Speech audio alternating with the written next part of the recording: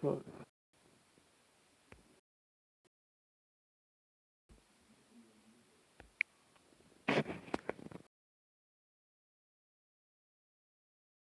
Stone. Salutations to the Akim spreading this truth like wildfire.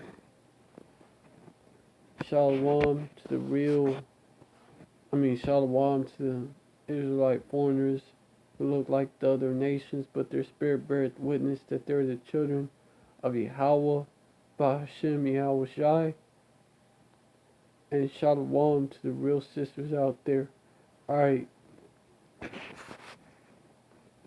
this live is I'm gonna be going in on Ww3, on that martial law, aka lockdown. That's the same shit.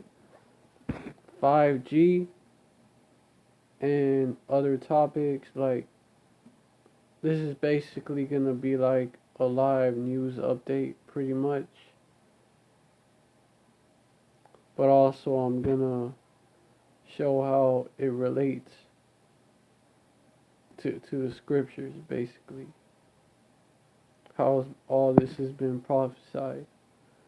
Alright, so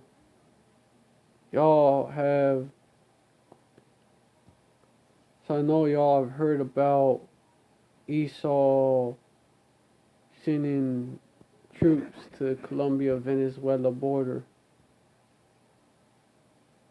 And I think he sent battleships too. Let me see. I'm gonna look it up. So I heard about that shit.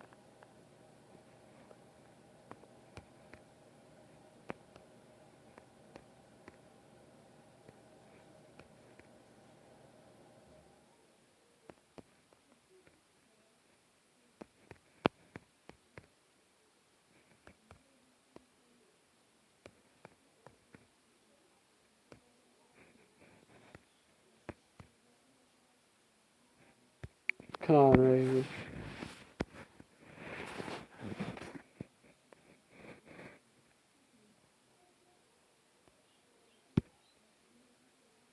Right here.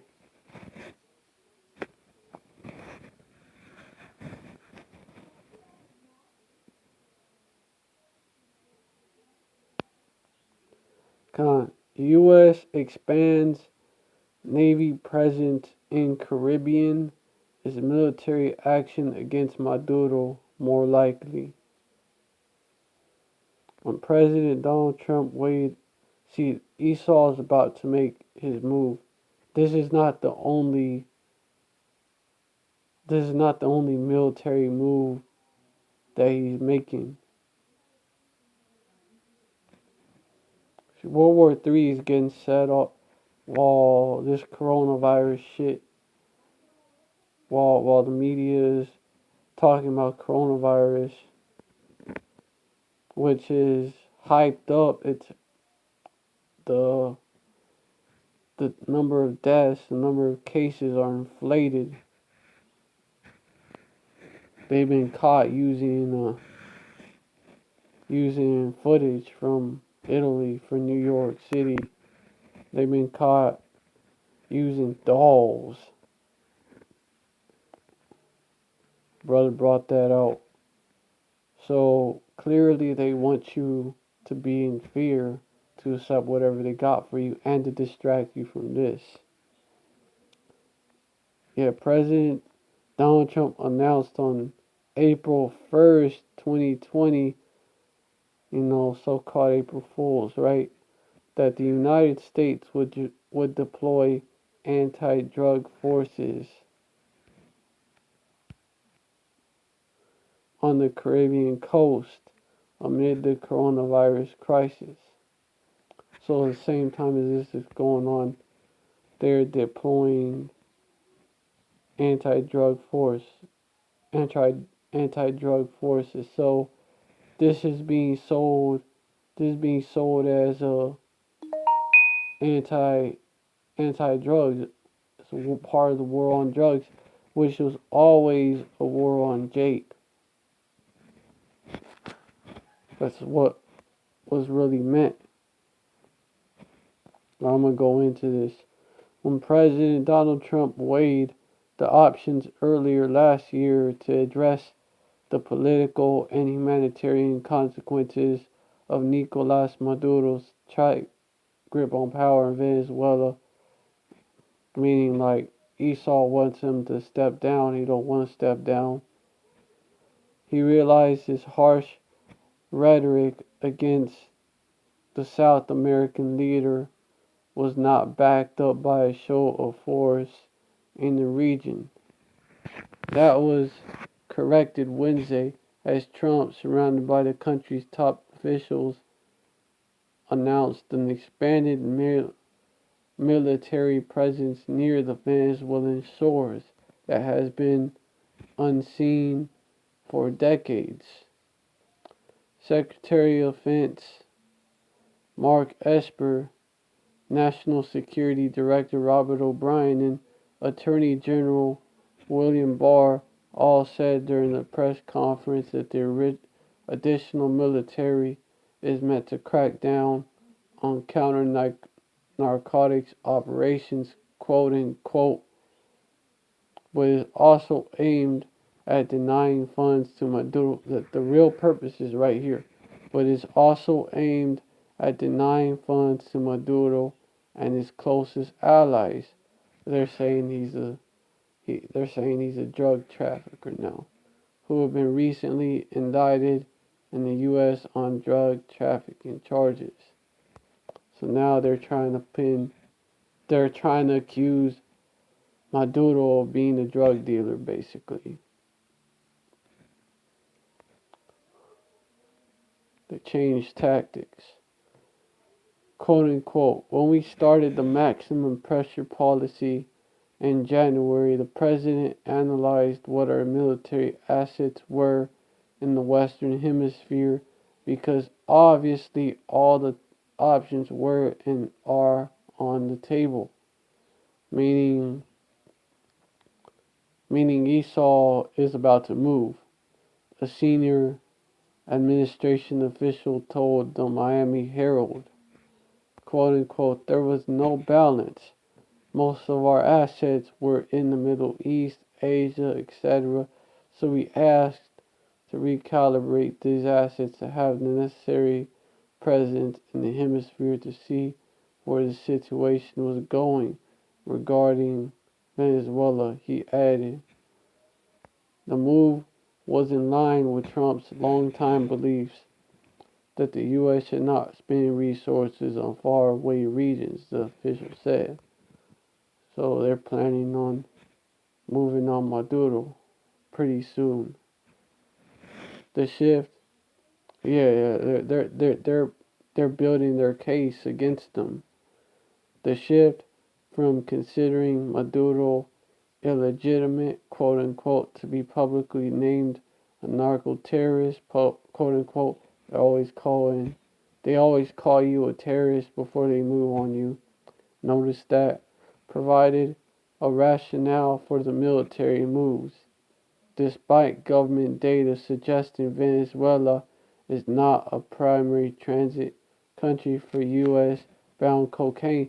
So in other words, this was just an excuse for them to make their move. Even if it's not a legitimate reason, or legitimate excuse, they're still going to use it. The official also cited the destabilization that the Venezuelan political and humanitarian crisis have caused in the region. So they're also saying, oh, they're using that same old line they use on Gaddafi, on Saddam, the same line that they're using on Iran. Caused in the region with millions of Venezuelans, overwhelming neighboring countries such as Colombia, and as another imperative to expand U.S. military presence in the region. This is another. So see, they're building their cases.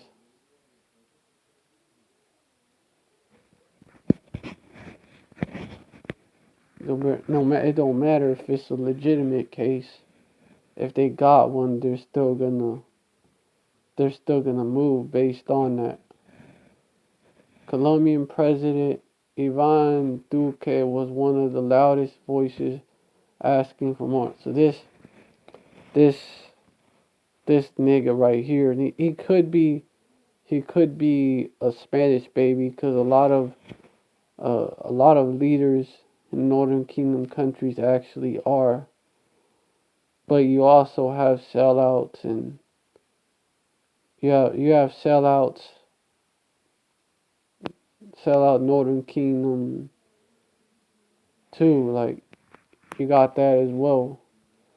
He was one of the loudest voices asking for more support to deal with the migrants, but also with the narco terrorists of Colombia's two main guerrilla groups, the FARC and ELN, both harbored by Maduro and Venezuela. See how they're building their case? You're harboring terrorists. That's the same shit that they accused the Taliban of doing.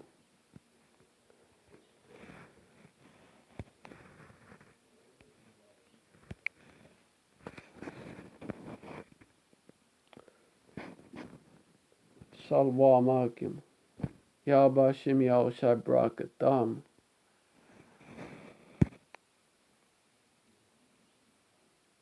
Going in on what Esau's trying to do in Venezuela.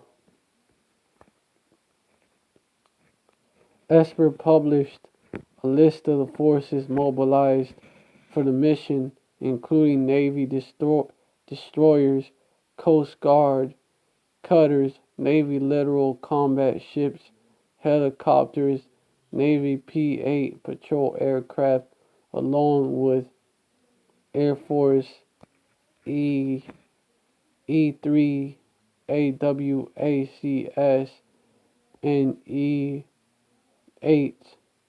J stars to carry out airborne surveillance, control, and communication. So basically, gumbo diplomacy. Esau would go into so-called Latin America, and would go fuck with the Northern Kingdom. It's back. The operation. See, these devils never changed. They're the same today. They're gonna be the same tomorrow. The operation includes security forces assistance brigades. At the press conference Wednesday, General Mark Milley, chairman of the Joint Chiefs of Staff. Sorry, hold up, y'all. I'll fix something real quick. I gotta dictionary. Hold up. I'ma just. Yeah. That would. Actually, I'm gonna do that.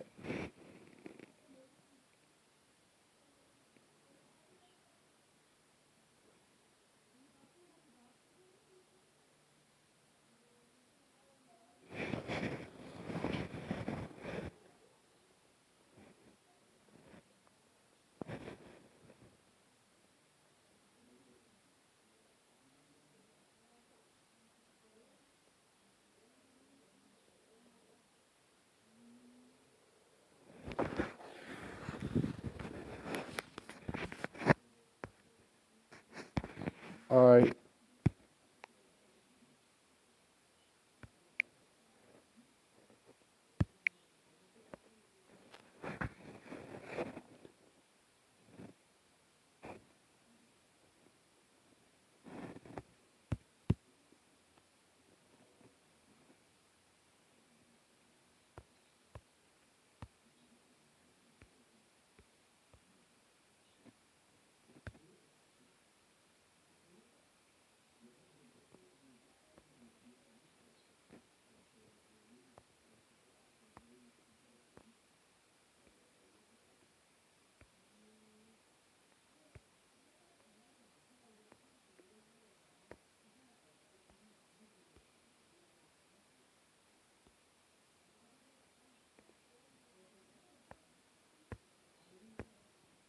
You know, you know these devils were gonna come up with something.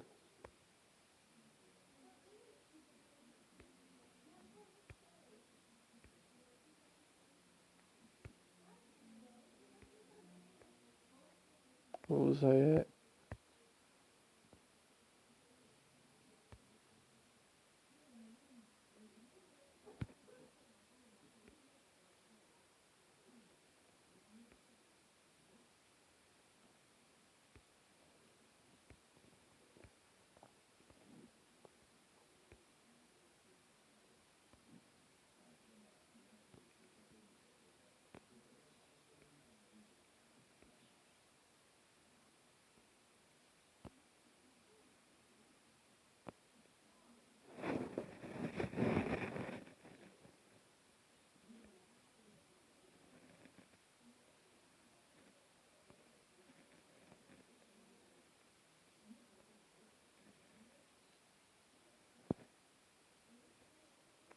So now they're calling.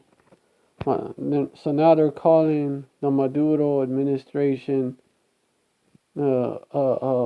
Venezuelan narco regime. Damn devils.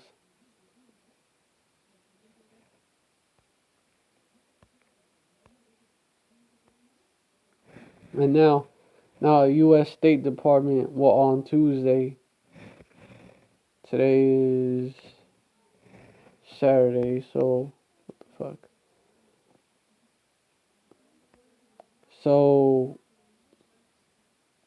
yeah, back in Tuesday, a few days ago, the U.S. State Department unveiled a plan to form a transitional government in Venezuela that details the conditions under which the Trump administration would lift sanctions against the nation's oil industry and regime officials. Also this week, the administration had called Maduro, whom the United States no longer recognizes as the legitimate leader of the country, to accept an offer to negotiate his exit and resolve the years-long humanitarian crisis in that nation.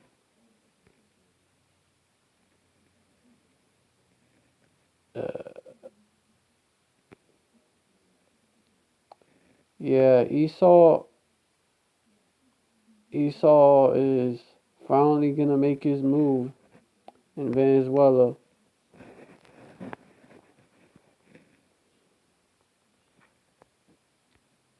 Oh, this was an article I was on, pretty sure.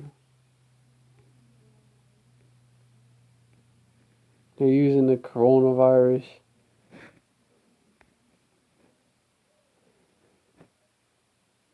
They're using the coronavirus to push that shit too. And they're twisting that shit to justify military action in Venezuela. Like, what the fuck? These devils will basically, they will use any justification to do what they gotta do.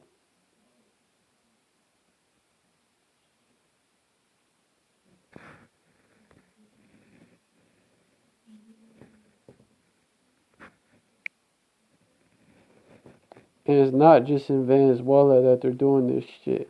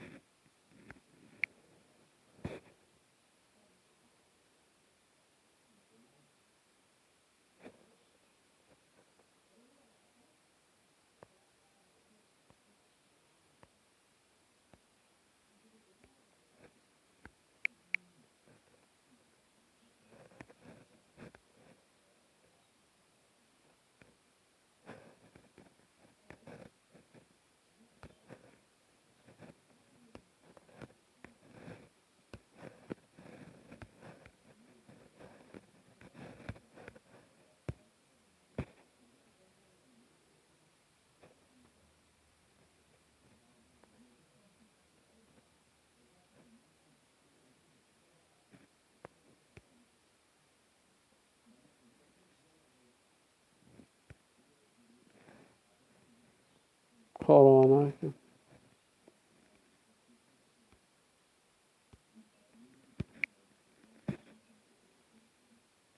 want to show y'all where I found this out.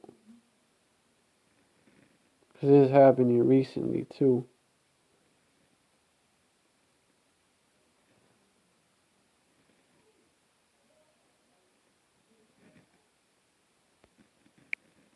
U.S. Navy ships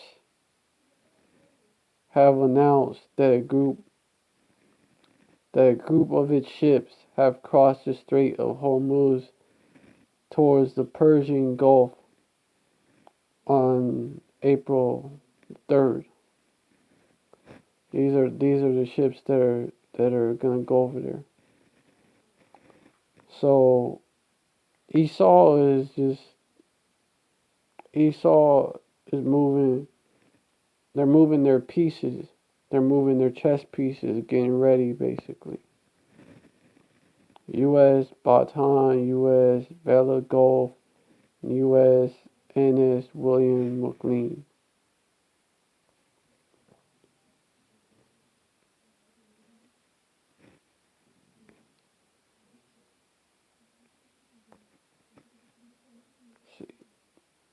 Proud of these devils.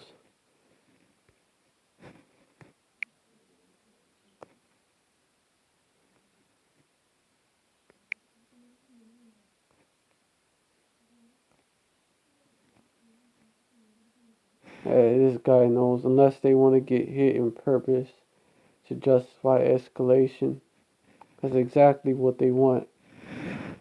Or are they just gonna do a false flag? They've done it before. Alright, so that's so gunboat so like a gunboat diplomacy, that shit is back.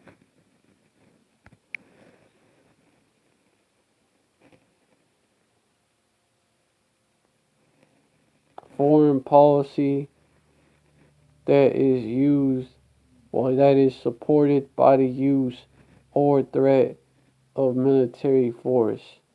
The gunboat diplomacy from Paris ended with at least 4 dead and several injured. Yeah, international politics, gunboat diplomacy, or big stick ideology in U.S. history. So it's Babylon that is known for doing this shit. Refers to the pursuit of foreign policy objectives with the aid of conspicuous displays of naval power, implying constituting a direct threat of warfare should terms not be agreeable to the superior force. Ain't that what's happening in Venezuela and Iran? This cartoon right here. That's exactly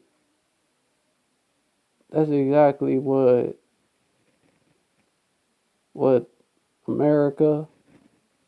That's exactly what Babylon is known for.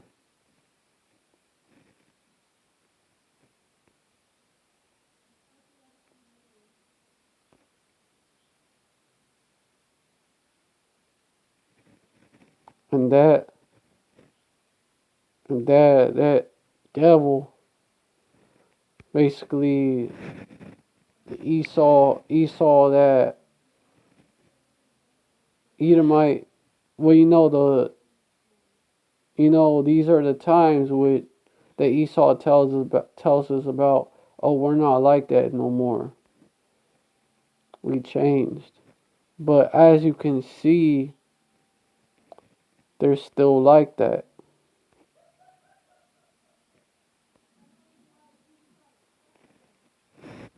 And a lot of it is used against the Northern Kingdom.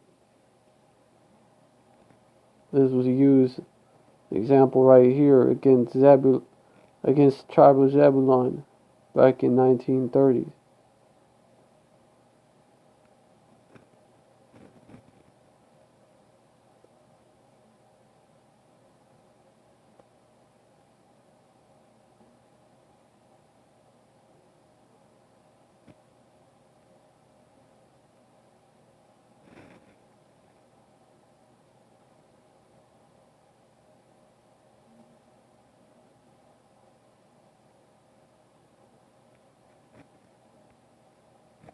So basically, yeah, you get the picture.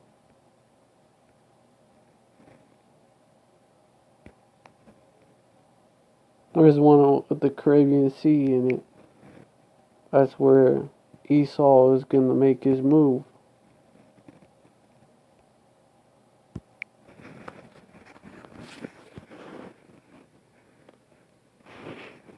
Shalom Akim Yahweh Shem Yahushai Brakatham Khan, the pride of thine heart. Obadiah 1 verse 3. The pride of thine heart has deceived thee. Thou that dwellest in the clefts of the rock, whose habitation is high, that saith in his heart, who shall bring me down to the ground? Yeah, this devil, he's all about pride. There should be a picture of this devil, especially Donald Trump. That devil is the proudest of all the devils, I swear. But there should be a picture of him when you look up the word pride. He is the spitting image of that. Okan Dawada Isaiah 55. Appreciate it.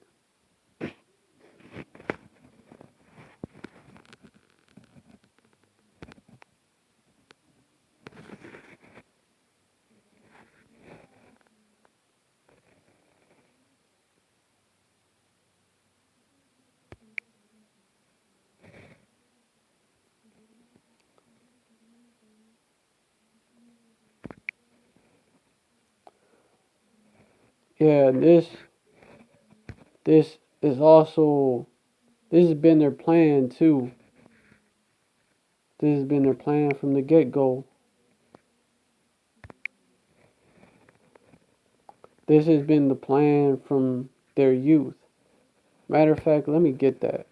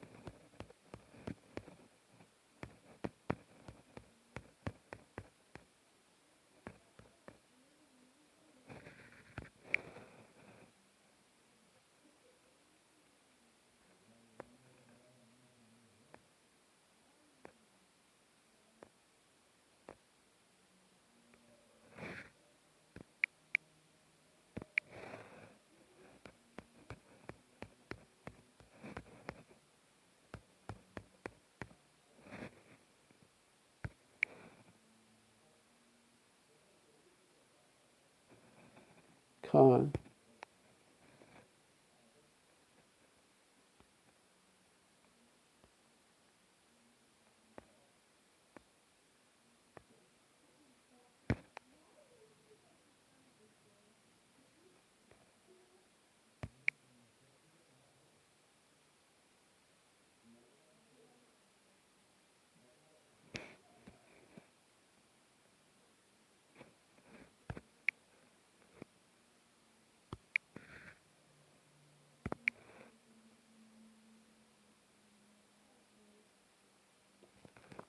Con. Stand now with thine enchantments, and with the multitude of thy sorceries, wherein thou hast labored from thy youth. If so be thou shalt be able to profit, if so be thou mayest prevail. So basically, here, right here, Yahweh, he's daring Esau. You know, if so be thou shalt be able to profit. Go ahead, stand now with your enchantments and the multitude of your sorceries. You know, all that shit you've been doing since the beginning. Like, keep that same energy. You might be able. Let's see if you're gonna be Let's see if it's gonna work for you, basically.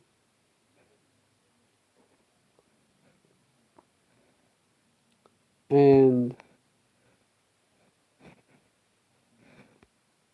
Aaron Russo, he brought that out. That this has been a plan of theirs.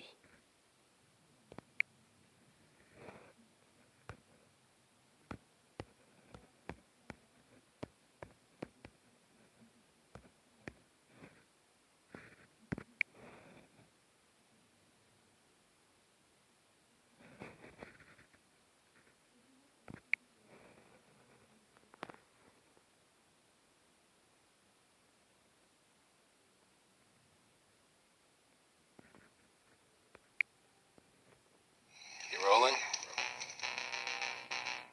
What happened on 9/11 is a phony, and we've never learned the truth about 9/11. The whole agenda is to create a one-world government where everybody has an RFID chip implanted in them. All money is to be in those chips. And this is giving me straight from Rockefeller himself. This is what they want to accomplish. Aaron, what do you think women's liberation was about? We, the Rockefellers, funded that. We funded women's lib. Feminism. They do whatever they want to do. What we want doesn't matter anymore. It's their agenda, it's their plans that matter. They have all the money they want. They can make all the money they want. They have a machine that can make all the money. It's not about money. It's about control. It's about their vision of how they want to see the world. You hear George Bush saying democracy means freedom. No. Democracy equals New World Order. Let me get that. He is as dead and can't be satisfied. Let me check the comment board though.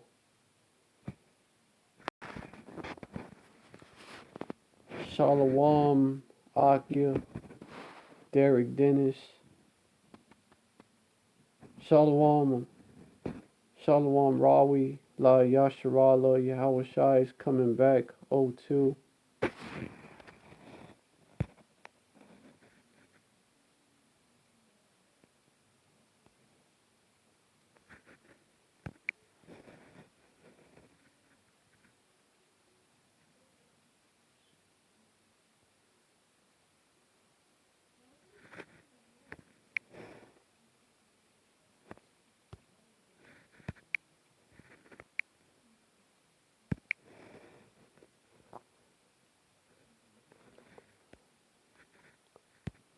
Yeah, also because he transgressed by wine, he is a proud man, neither keepeth at home, who enlargeth his desire as hell, and is as death, and cannot be satisfied, but gathereth unto him all nations, and heapeth unto him all people.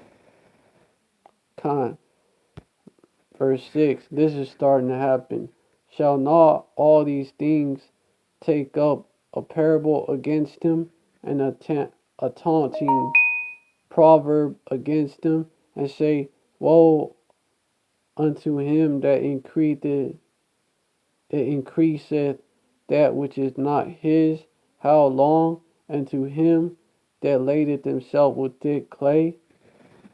This is starting to happen because the shit that he's doing is getting exposed.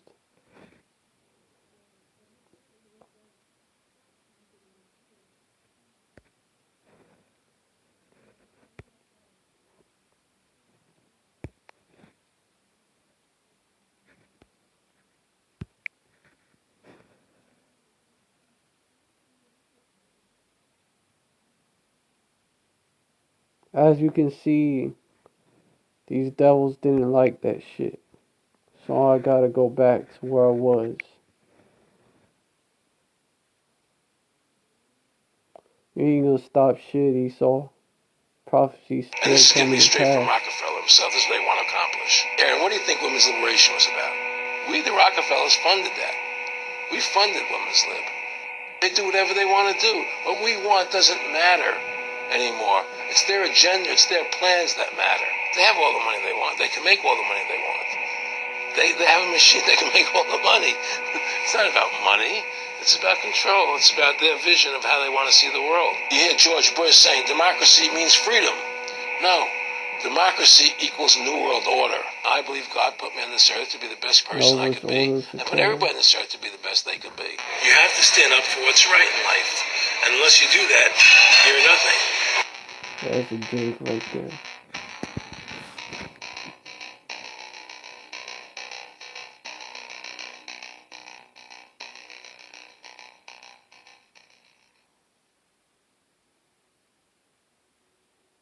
Award-winning filmmaker turned freedom fighter, Aaron Russo was an amazing individual. Of course, he'd been battling Alex cancer Jones for more than 3.5 years when he began making America Freedom to Fascism, that he shot, directed, edited, pretty much on his own with just the help of a few people.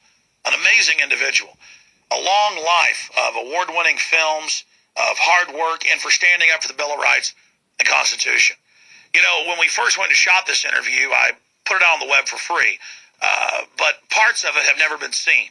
So here today, you're going to have a chance to see the in-depth interview, the final interview with Aaron Russo. But his important work lives on. You know, he made one of the definitive films exposing the elite that control this nation and the world, the private Federal Reserve. And the information he put out 2 years ago rings more true today than ever.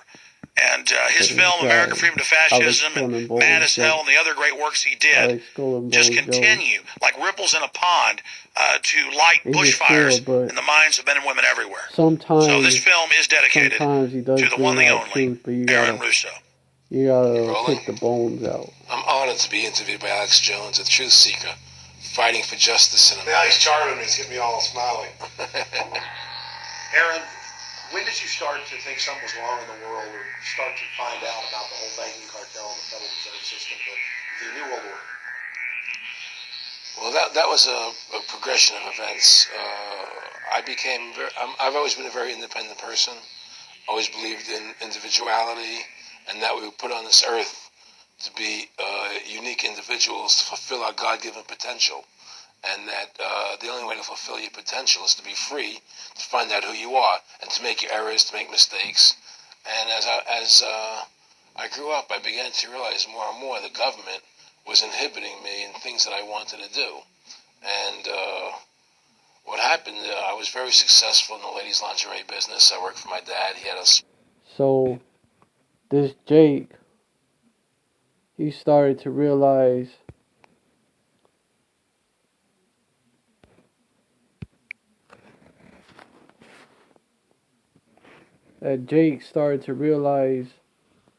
who the enemy was, basically. Khan, Mr. Bombist, Mr. C4. He's what you would call controlled opposition. He claims to be like how the fuck did he get into Bohemian Grove? Chief goes in on him when it comes to that, cause like Chief is right about that. Like how did he get in there when that shit is on lock? Like you have the elites, you got all these top devils in there. How the fuck you getting in there unless somehow you're juiced in? And this Alex Jones, I remember he also came against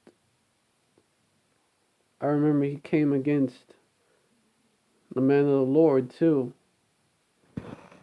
I remember he sent that InfoWars reporter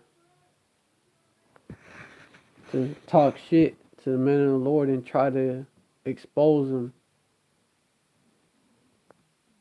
Khan. And also something else, Alex Jones is sold out to Amalek. He don't really say nothing about them. Shalom, brother Karamia Yasharala. Yahba Shem Yahweh Shai Barakatah Khan DTA forever.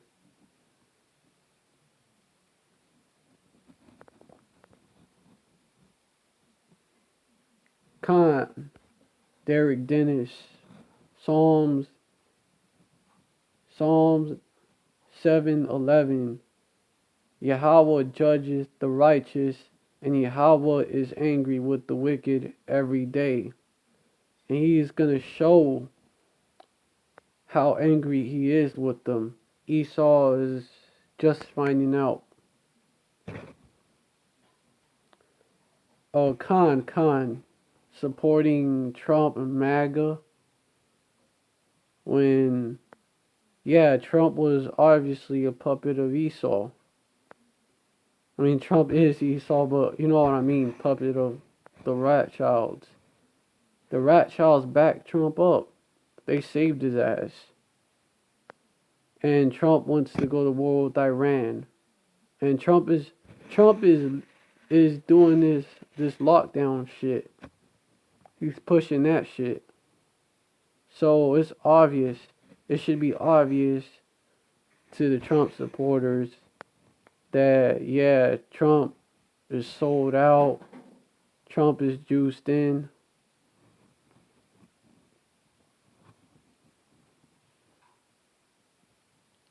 Khan, Derek Dennis. Behold, Isaiah 10:33. Behold, Yahweh,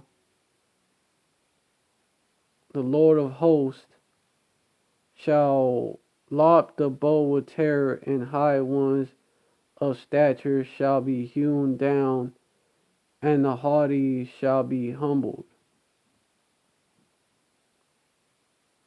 Khan, that's Esau. He's about to be humbled in a big way. I'll go ahead and continue to play this video of this Jake exposing these devils. Small undergarment business, and I created the first ladies' bikini panties back in 1963, actually.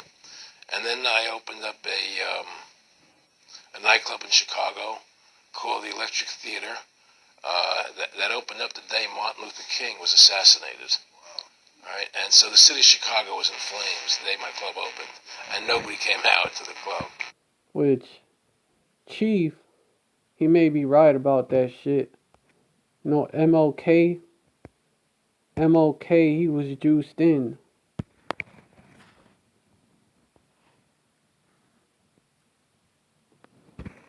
Like, MLK was down with the Rothschilds.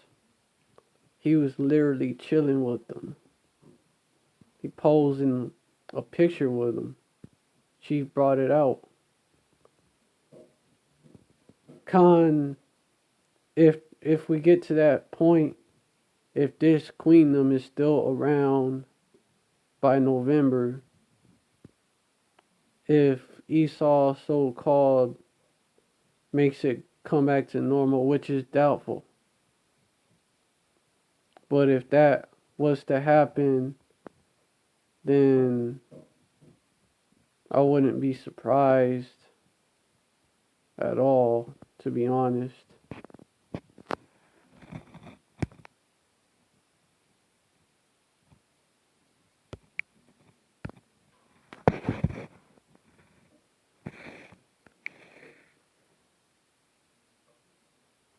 And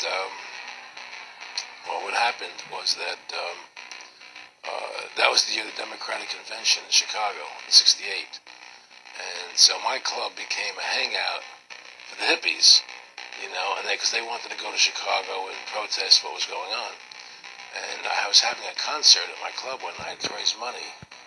And that was around the time that the fucking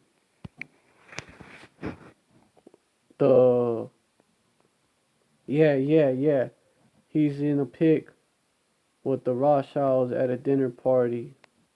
Chief actually brought that out. And around that time, 68, 69, that was around that time when when Esau did the fake moon landing. And that's when this devil's kingdom actually started to go down. Like you see right there, that was when Esau started rising up against Esau. Right there. Satan divided against Satan. How shall his kingdom stand?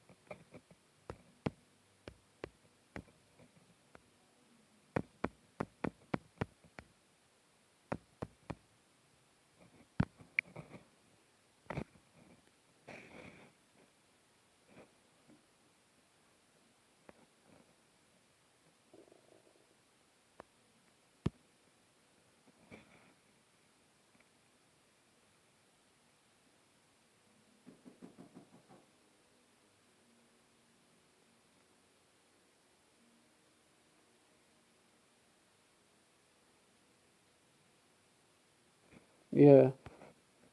And if Satan cast out Satan, he's divided against himself. How shall then his kingdom stand? Because of course, these sell out 2/3. They were accusing them of casting out demons by Beelzebub, which basically was Satan. But he was telling them that if Satan casts out Satan, he's divided against himself. How shall then his kingdom stand? So, and that's how Esau's kingdom started to fall. Cause that's how Esau's kingdom started to fall.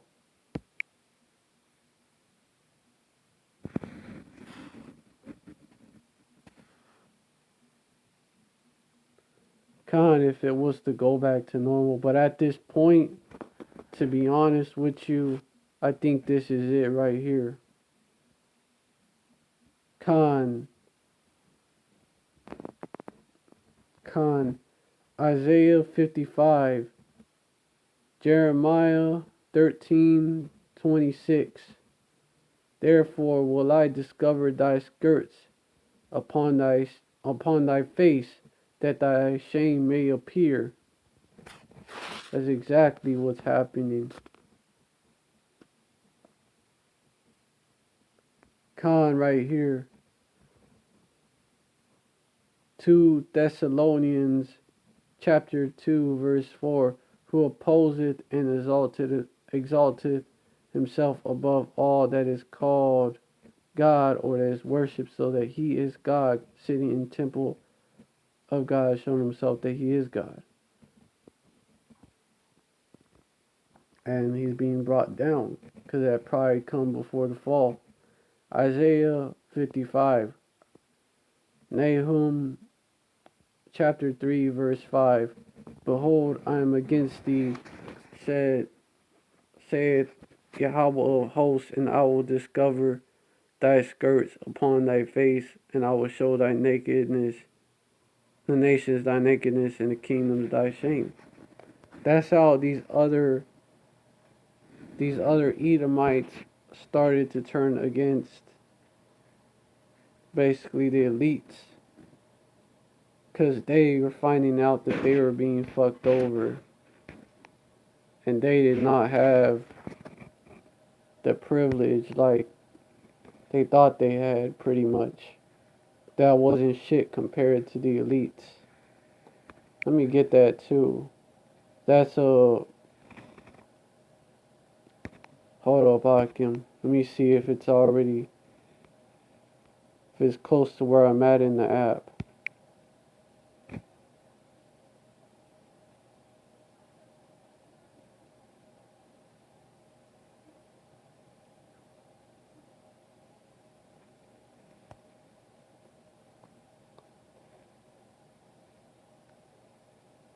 Yeah, verse 6, but there's something else that I'm going to get to. Shall not all these take up a parable against him, and a taunting... Okay, I already read that. Verse 7, shall they not rise up suddenly that shall bite thee, and awake that shall vex thee? That's our people waking up, and it's starting to vex them. And it's the men of the Lord. They woke up, and they're putting this devil on blast, and that's vexing them. And also Jake out there. There's Jakes out there that, they're just woke to the so-called Illuminati in general, and the so-called white supremacy, Edomite supremacy, like Edomite supremacy in general, but they don't got the whole truth, but it's still vexing them. And thou shalt be for booties unto them. That's going to happen next. Because, verse 8, because thou hast spoiled many nations, all the remnant of the people shall spoil thee, because of men's blood, and for the violence of the land, of the city, and of all that dwell therein. Verse 9, woe to him that coveteth an evil covetousness to his house, that he may set his nest on high. Hey, that's Esau. That he may be delivered from the power of evil. Yeah, that nest on high part right here, that your habitat, that sound like a verse off of Obadiah. Your habitation is high, O thou that dwellest in the clefts of the rocks. Matter of fact, I need to get that next. That he may be delivered from the power of evil. Yeah, let me go ahead and get that. That goes right along with that.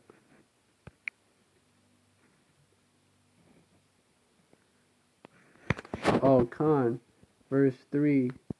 The pride of thine heart, Obadiah chapter 1, verse 3. The pride of thine heart has deceived thee, thou that dwellest in the clefts of the rock, whose habitation is high, that saith in his heart, who shall bring me down to the ground? Verse 4.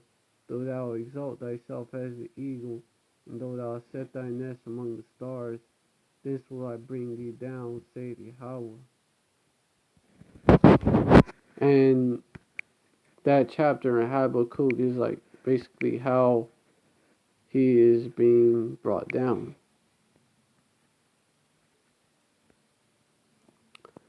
Yeah. He may be delivered from the power of evil. Yeah, that fits Esau to a T. Verse 10, thou hast consulted shame to thy house. Gotta deal with something real quick.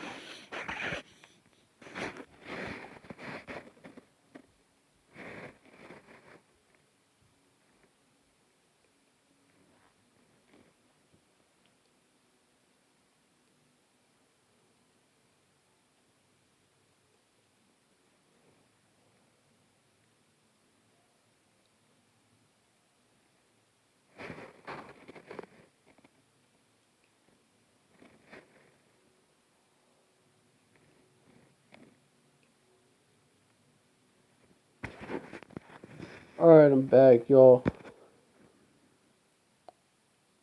Yeah. Verse 11, for the stone shall cry out of the wall, and the beam out of the timber shall answer it. Verse 12, woe to him that buildeth a town with blood, and establishes a city by iniquity. Again, Esau, behold, it is not of Yahweh of hosts that the people shall labor in the very fire. Oh, okay, is it not of the Lord Yahweh of hosts, that the people shall labor in the very fire, and the people shall weary themselves for very vanity. Verse 14, for the earth shall be filled with the knowledge of the glory of Yahweh, as the waters cover the sea. You also see that's happening. Prophets are out there bringing it out, and they're gonna be, our people are gonna be willing. They are power. Hopefully, I'm one of them that has spiritual power. But the elect, they're gonna be raised up,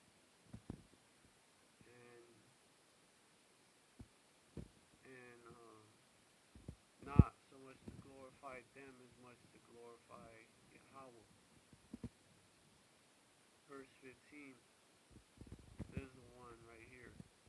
Woe unto him that giveth his neighbor drink, that putteth thy bottle to him, and makest him drunken also, that thou mayest look on their nakedness. That's what they did to us, and they fucked over these heathen nations and did that to them. But we're the ones that got it the worst. Verse 16, thou art filled for shame, with shame for glory. Drink thou also, and let thy foreskin be uncovered. The cup of Yahweh's right hand shall be turned unto thee, and shameful spewing shall be on thy glory. Exactly what's going to happen. That reminds me of another verse.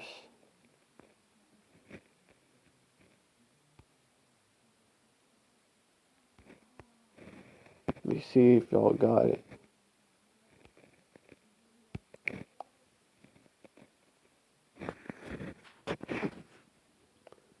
You can't hear me?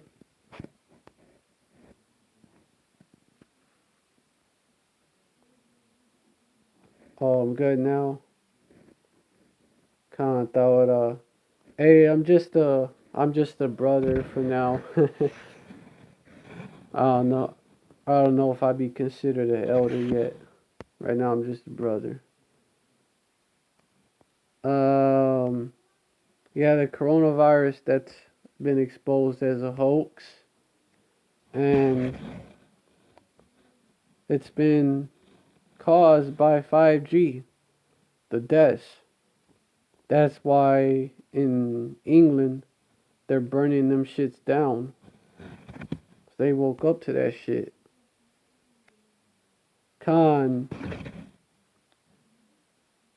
Thessalonians 1 verse 6. Seeing it is a righteous thing with Yahweh to recompense tribulation to them that trouble you. Yeah, exactly. That time is coming. Payback time. Right here. Jeremiah. Oh, I think I read that one. Skirts. Therefore, why discover thy skirts upon thy feet, thy face, that thy shame may appear. Yeah, that's what made me go into Habakkuk. Those who kill by the sword shall be killed by the sword. That's the Revelation.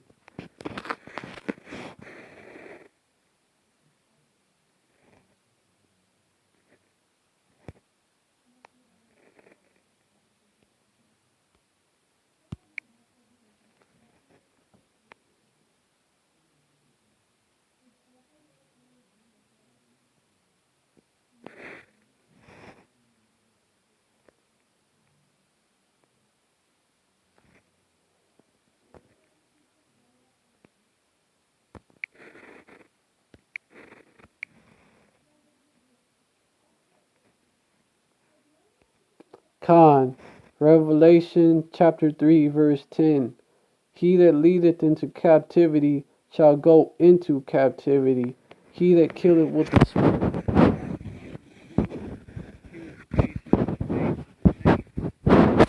Yeah, that's what we're waiting on. Because before it talks about what he did to the saints. So, how could it. People want to say it means something different, but nah. It says what it says, it means what it means. And also, there is that. Damn, like. Let me go back to Habakkuk. That's where I was. Maybe it will help jog my memory.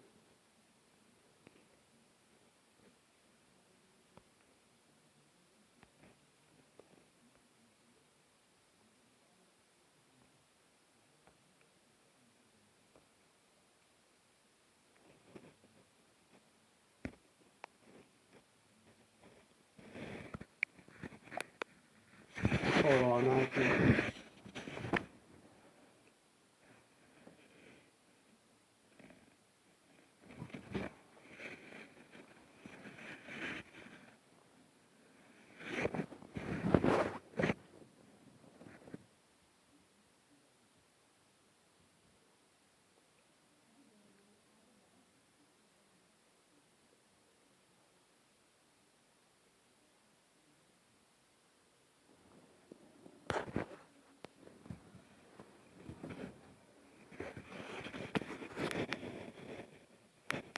Oh shit.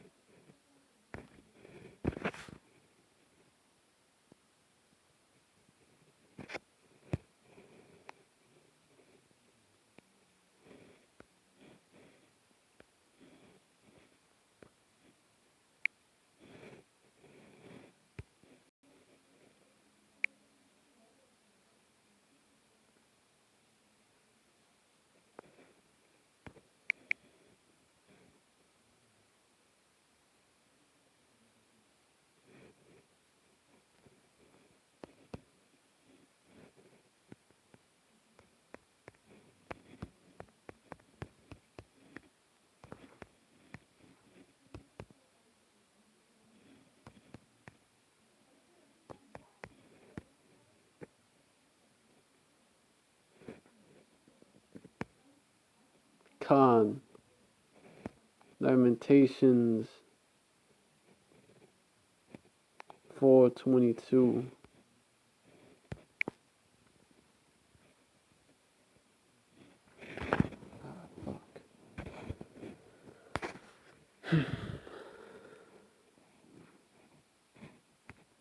Lamentations.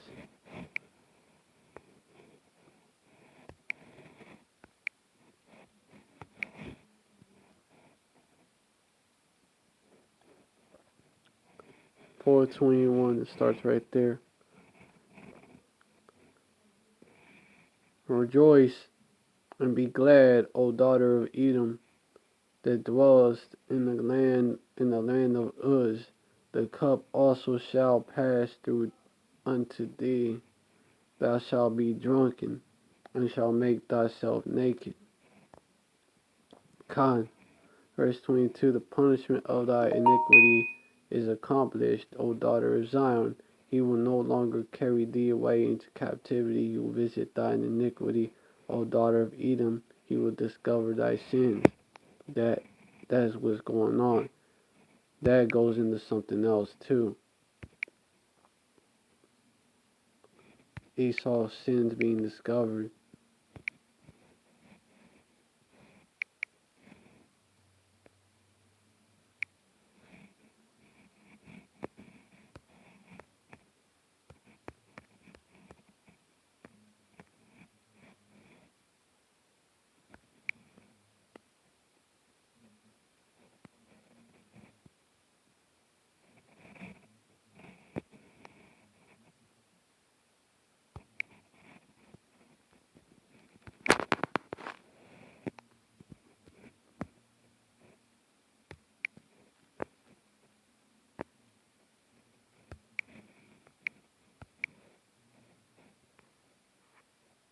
Alright, yeah.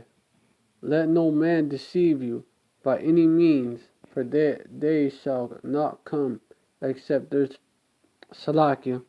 except there come a falling away first, and that man of sin be revealed, that son of perdition. That's exactly what is happening. Yeah, it goes into it, who opposed it and exalted himself above all that is called God or that is worshipped, so that he as God sitteth in the temple of God, showing himself that he is God. Like, he wants to be the Most High. He wants to be Yahweh. And he tells everybody else that he is Yahweh and Yahweh Shai. That's how he opposes and exalts himself, all of them, because he says that he's the Most High. Like, that speaks for itself. Remember, verse 5, remember ye not that when I was yet with you, I told you these things. Verse 6, and now ye know what withholdeth, that he might be revealed in his time. Now is the time. Verse 7, for the mystery of iniquity doth already work. Only he who now letteth will let until he be taken out of the way. Salaki, y'all. So, mystery of iniquity, that's the Roman Empire was running shit back then. But the Romans were Edomites.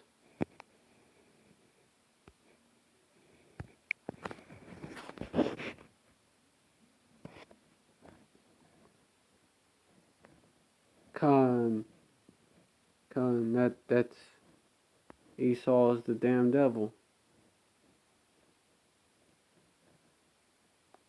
Oh, Hong Kong. In Hong Kong, those protesters were burning down those 5G towers. And that's why now Esau, well, Moab too. Moab is working hand in hand with Esau, and they released a second wave of coronavirus. Because Esau, the elites of Esau and Moab decided, oh, they're not gonna conform to our agenda yet, right? The first dose didn't work right, so let's hit them with the second dose. And that's what they're doing. Yeah. North Korea is quite quiet, preparing a nuke test soon. Definitely. North Korea, they ain't done with that shit at all. They may be like Trump may be acting like, oh, it's all good and shit with North Korea, but that's something else. That goes into something else. Peace and safety.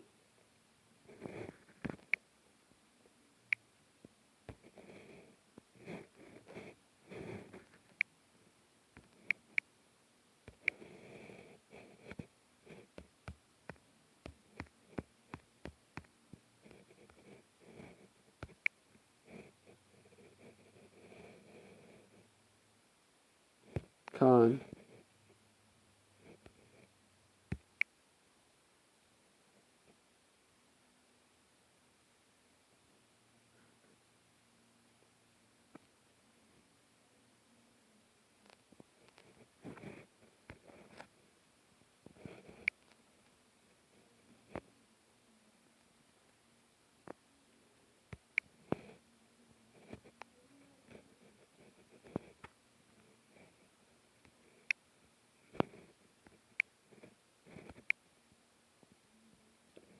Khan.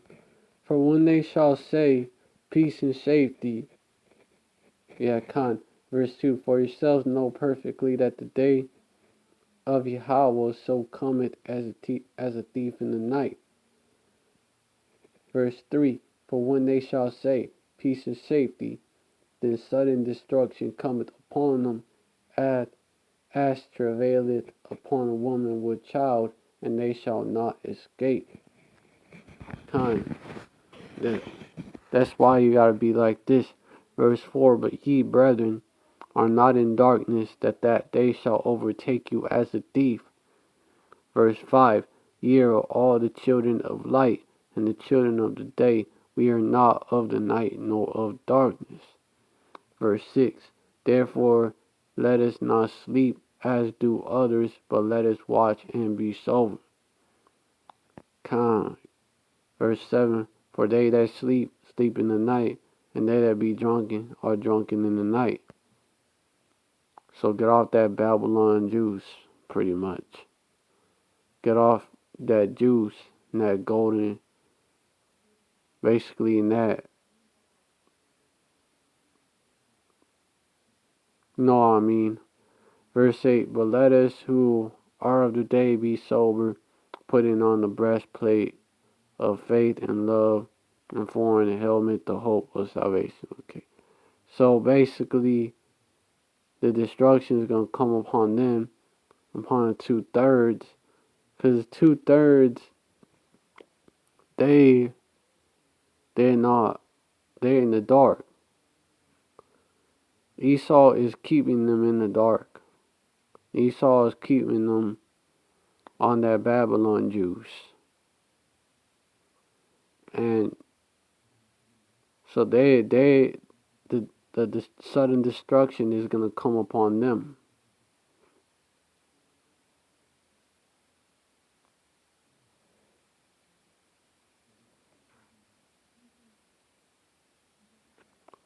Oh, yeah, I was going to bring out something else. Because this is the 2/3 right here.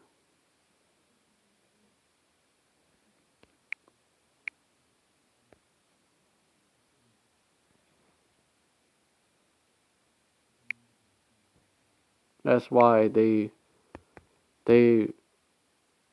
buy into what the media says. So when they say there's peace and safety, they buy into that shit.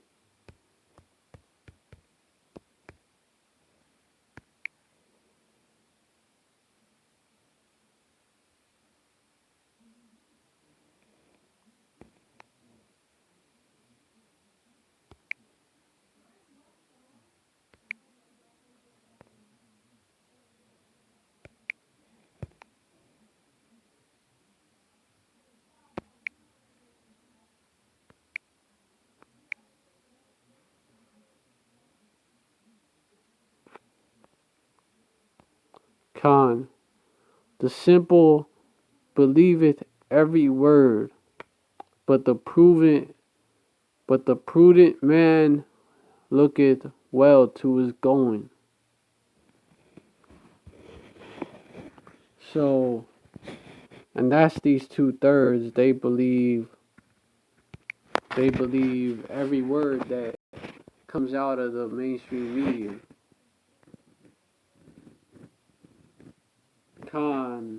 Mr. Bombist, Mr. C4. Gotta stay sober and stay woke, and not woke like how not so-called woke, but actually woke.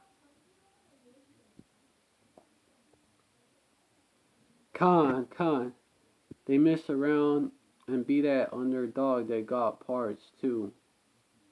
They low key. They're low key packing heat. North Korea, like, while everybody, they're like a little country that everybody thinks, oh, they're just some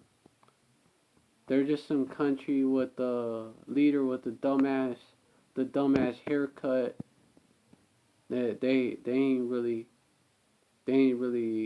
a threat, you know. They're just like some rogue nation. When, hey, that's prophecy too. Let the weak say I'm strong.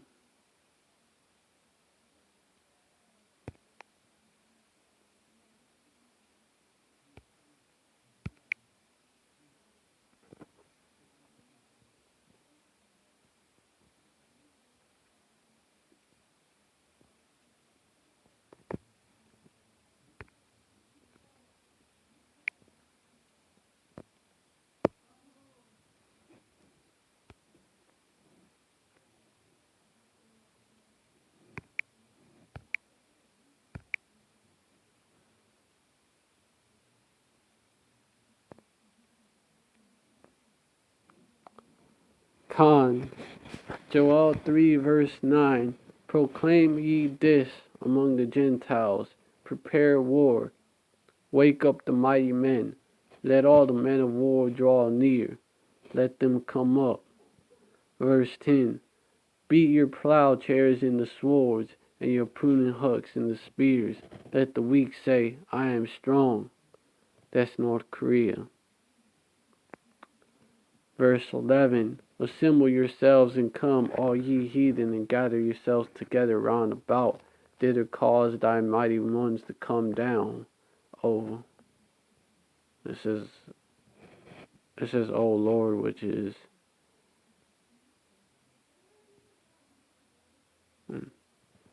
verse 12.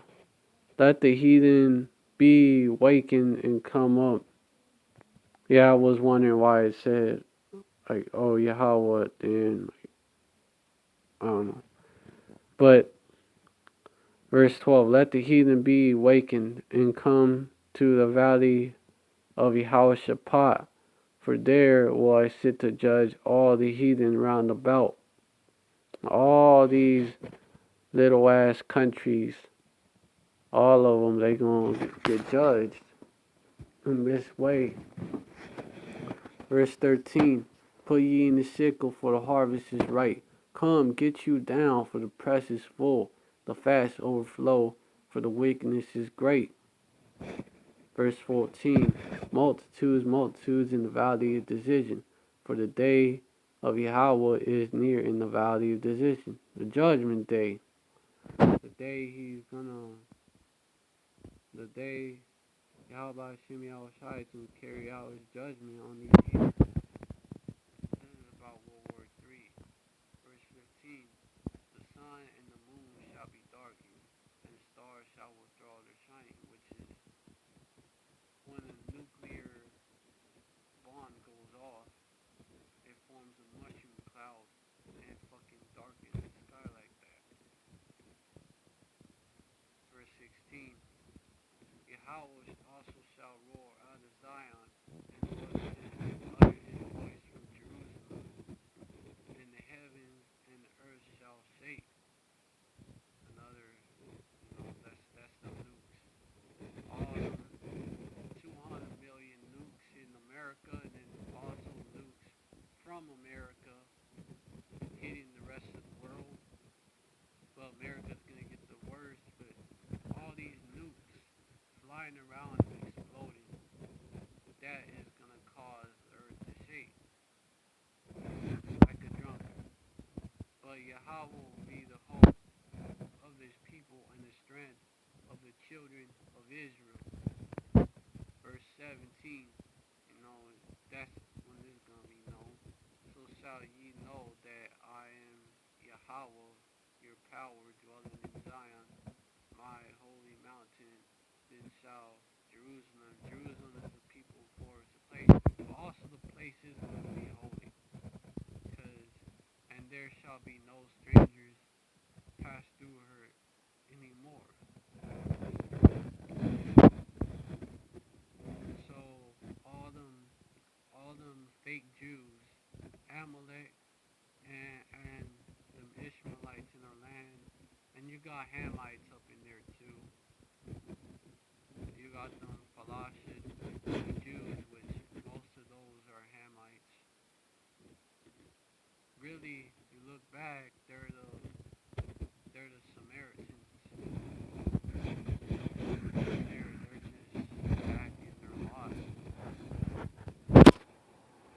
Verse 18, And it shall come to pass in that day that the mountains shall drop down new wine, and the hills shall flow with milk, and all the rivers of Judah shall flow with waters, and the fountain shall come forth out of the house of Yahweh, and shall water the valley of Shittim. So that's the kingdom right there. Let me check comment board real quick.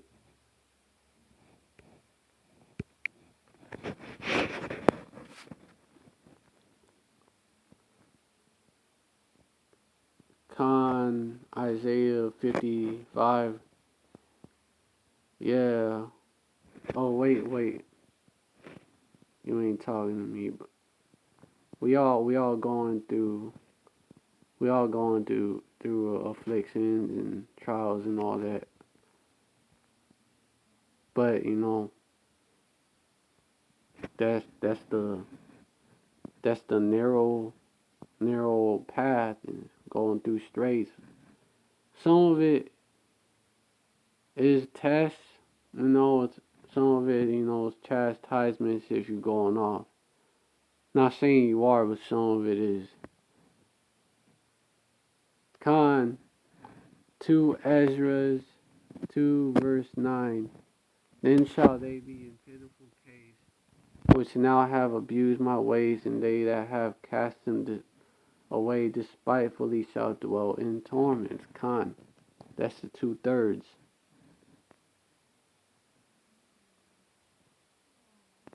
Yeah.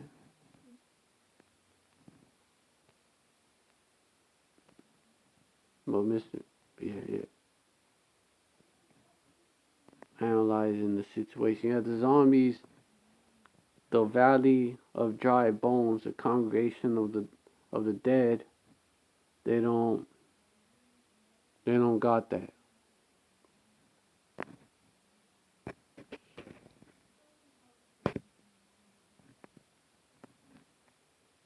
Yeah, cat got in front. Okay, yeah, that's yeah. Yahweh Shem Yahweh Shai ain't no joke. He will he will put hands on you. Like he will put hands on you, and your hands are too small a box with Yahweh. So I mean you're gonna be you could be easily knocked out that way. Hey, it's a fearful thing to fall into the hand of a living power. I know that. Most of y'all brothers know that. And get back to it.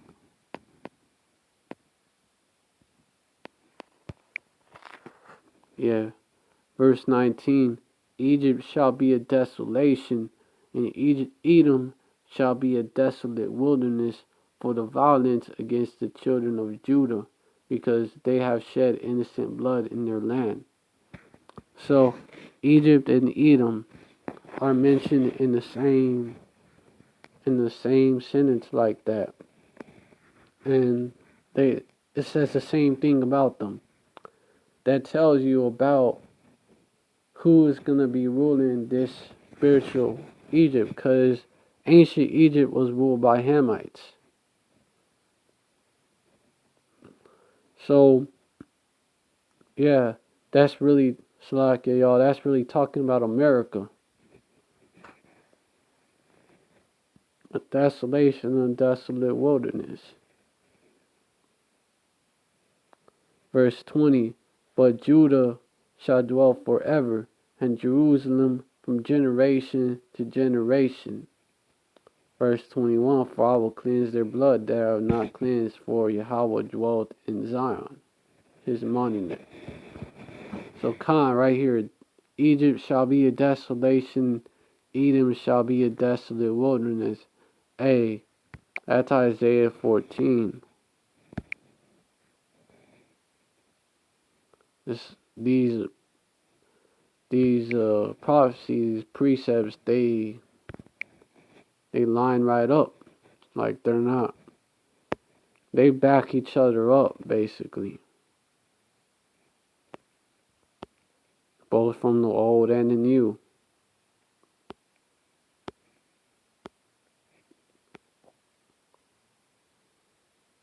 Yeah. Hold on, I can.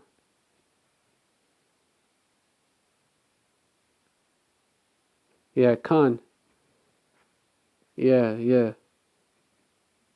I will also, verse 23, I will also make it a possession for the bittern and pools of water, and will sweep it with the besom of destruction, saith the Lord of Yahweh.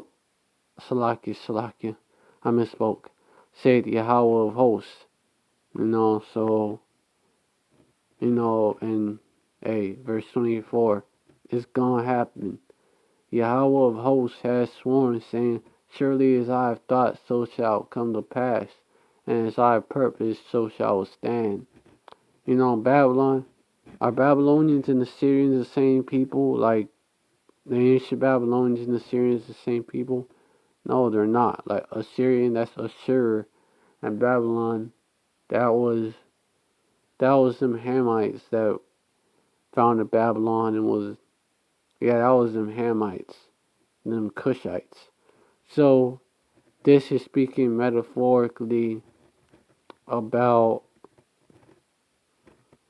America. When verse 25, that I will break the Assyrian in my land, and upon my mountains tread him underfoot. Then shall his yoke depart from off them, and his burden depart from off their shoulders. That's specifically talking about Amalek. Because Amalek's in our land. And also, they're oppressing us too. They're the ones behind all this shit. So that's specifically talking about them.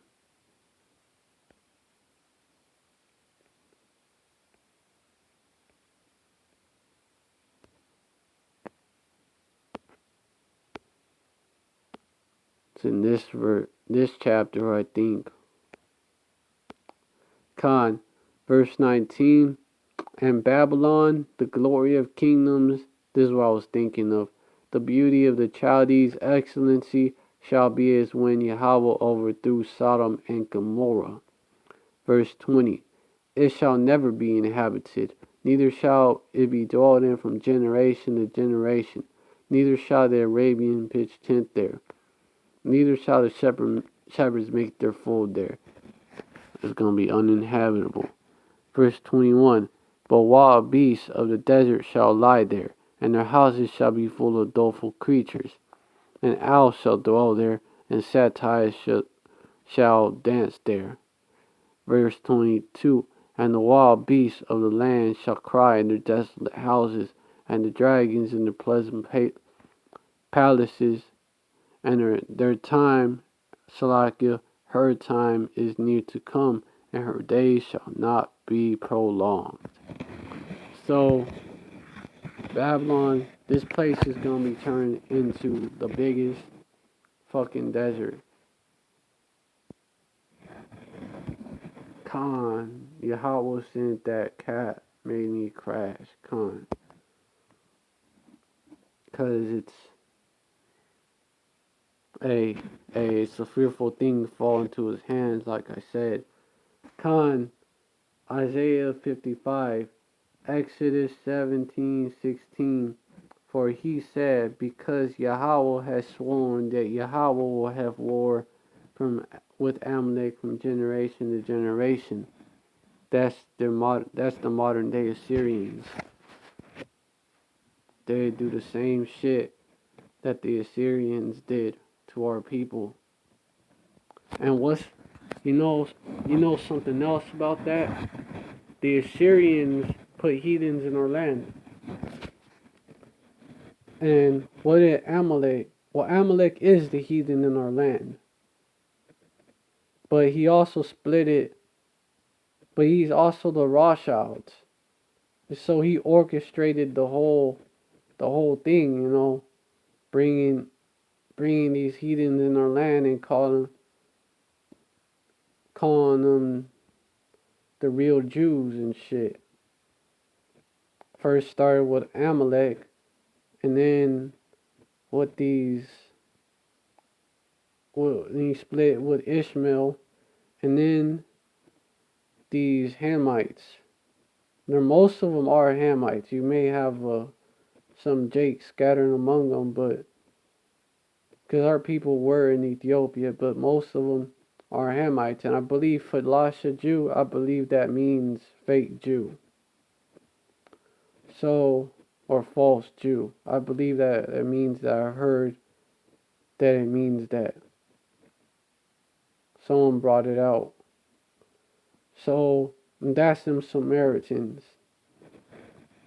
Because there was Hamites, men of Babylon, that was placed in the land back in the days of the Assyrian Empire.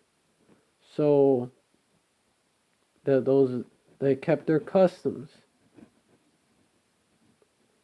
But when Jake wants to go over there, like when the Igbos wanted to go back to the land, like they was like, nah, we're not letting you. So it shows the hypocrisy of these devils. They're basically saying, nah, Jake, you don't get your land back. Khan, they be wicked people killing without mercy. You see that over there, like, in the land, and they be killing our people. Murdering, really.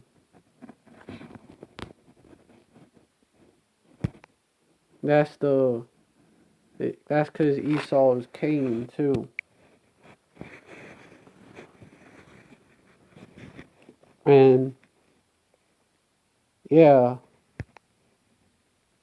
and this is about Esau being in our land, too.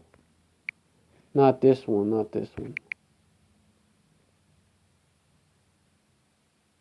It keeps telling me the request cannot be completed because you have exceeded your YouTube getting started quota. Damn devils. I'll deal with their shit later on.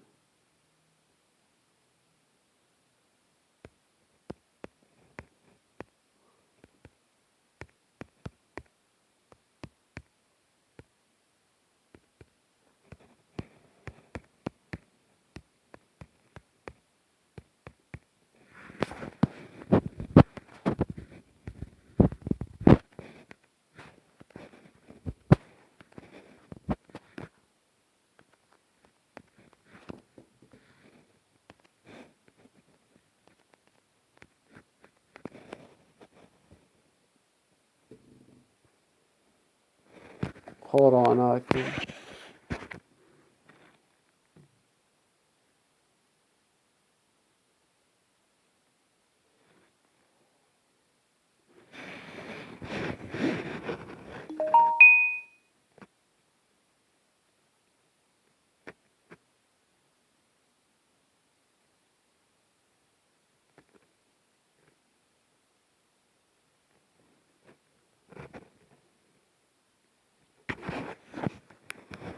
Alright, I'm back, y'all. Just been dealing with infirmities. Uh,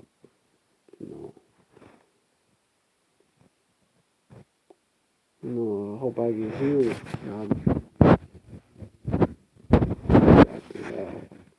He healed me completely. It could be worse and call out y'all by shimmy outside. It isn't, but hope I get healed.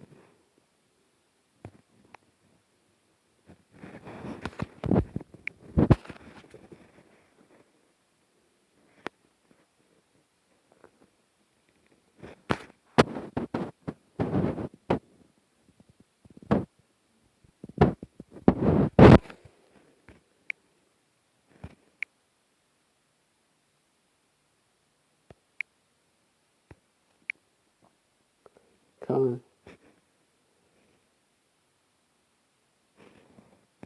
Hold up, Akim.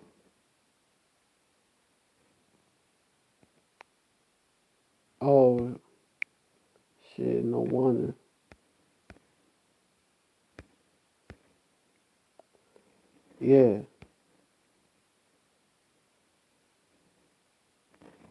Hold on, I can. No, it was right.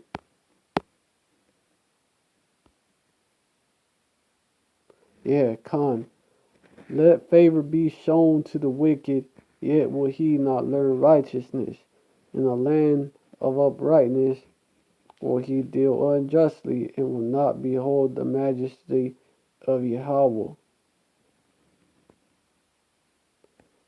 Yeah, so, yeah, these devils, you can see these devils, they're in the land of uprightness, and they're still not beholding his majesty, and not honoring his laws. And what happened to the Sumerians when they didn't honor they wasn't even keeping none of the law, they wasn't even doing none of that, they was being wicked as fuck. And Yahweh Hashem Yahushai sent lions to devour them. And they're gonna be, and these Amalekites, they're gonna be devoured by the nukes, but then who's gonna come for the Rothschilds? Who's gonna come for the people that set that state up? And who are they gonna be slaves under? No, Lions of Judah, you know, and the rest of the tribes of Israel.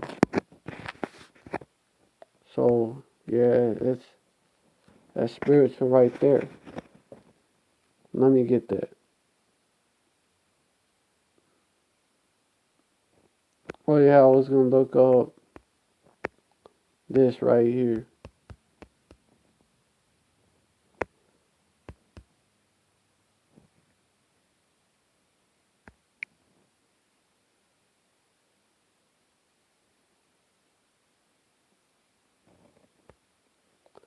Yeah, it's a week-long event, y'all.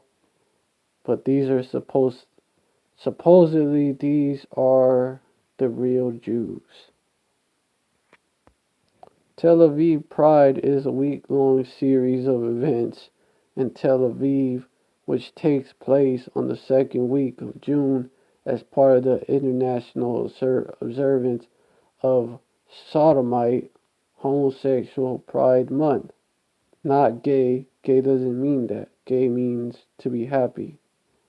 The key event taking place on Friday is the Pride Parade itself, which attracts over 250,000 attendees.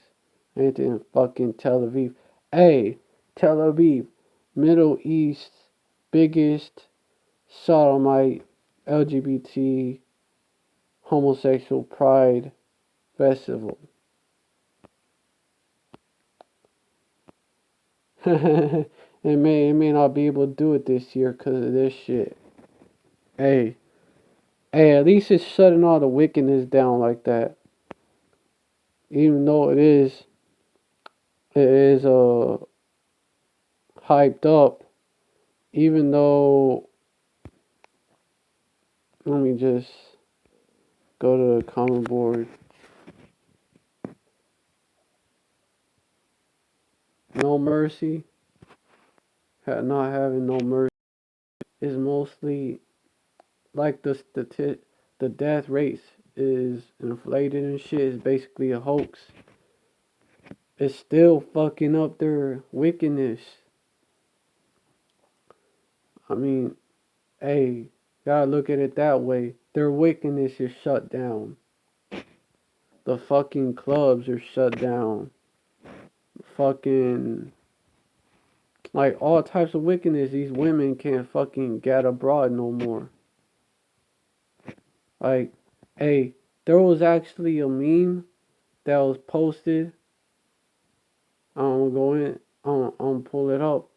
And it's true though. Coronavirus, it go like this: coronavirus is the only nigga that could turn a hoe into a housewife. And it's true.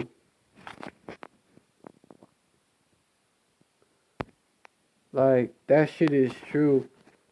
Because these women, really, they know they're being wicked as fuck. They know they gotta get right.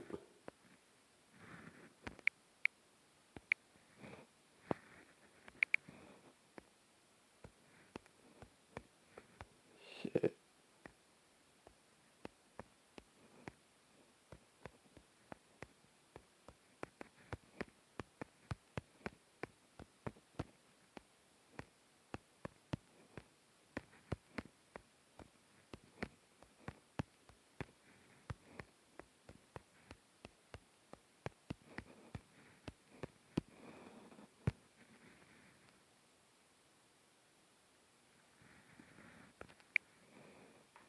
The first nigga, what it say?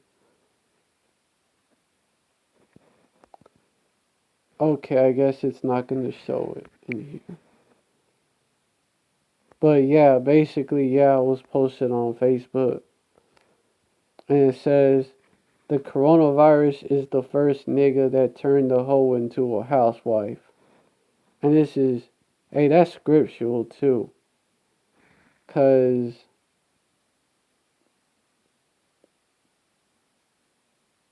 yeah, Isaiah 4:1 is one scripture that brings it out. Check the comment board real quick.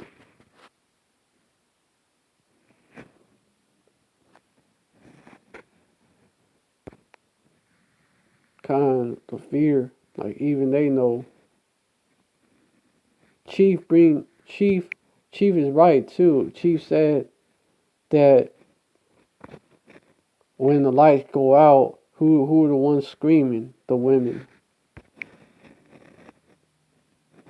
So these women, they fucking know what's up. Deep down, wicked women, the wicked women know they're going off. Yeah, Khan. And in that day 7 women shall take hold of one man, saying, we will eat our own bread and wear our own apparel. Only let us be called by that name to take away our reproach. So all that wicked shit that they're doing, they're gonna like, and all them demands that they make, all these demands that these women make nowadays, that's gonna flip. Now the men of the Lord, not just any man, the men of the Lord, they're gonna have a right. Like we're gonna have a right. We're gonna have our chance to be like, nah, you gotta do this first, and oh, you didn't do that shit right. I don't want to be with you. I don't want you. Oh, we're gonna have a right. We're gonna have the chance to curse the fuck out of them and make them go through hoops.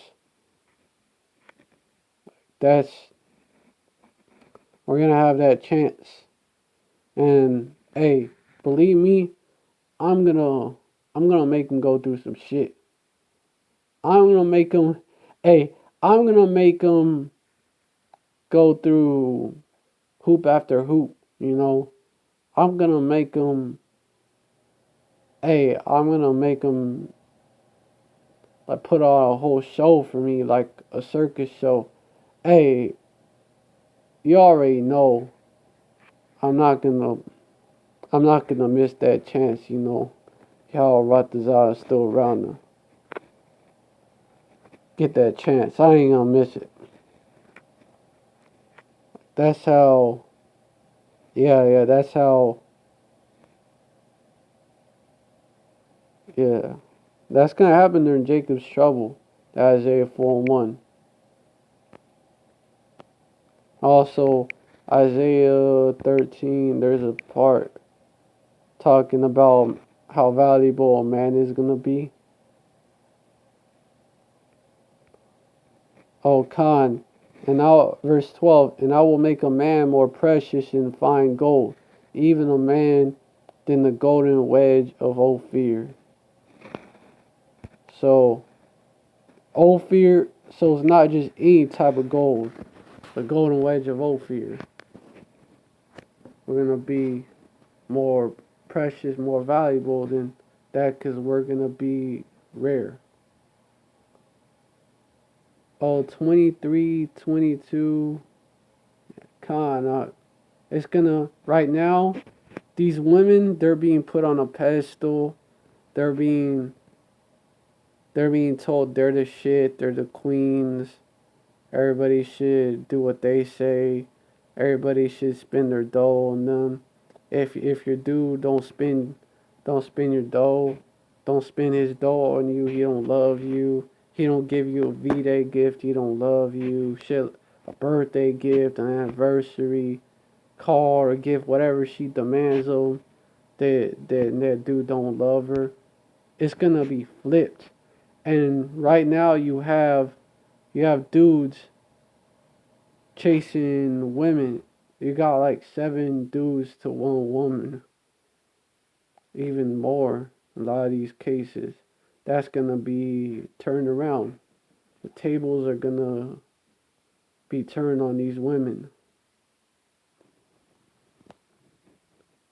23.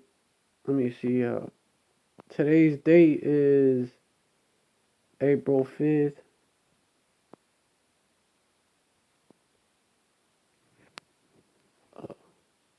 Oh yeah, what's that?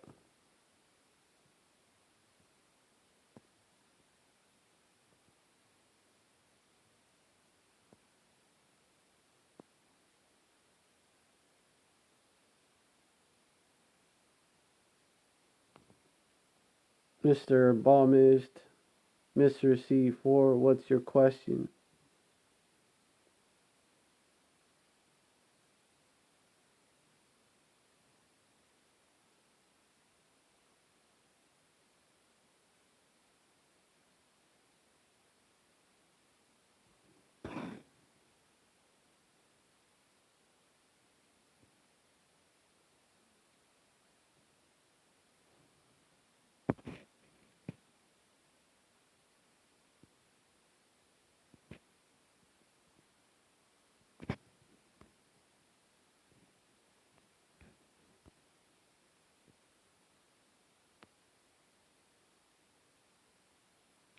Oh, earlier you was talking about 20 military time, 23. Wait, where you at? Cause it's 1:27 a.m. in Texas.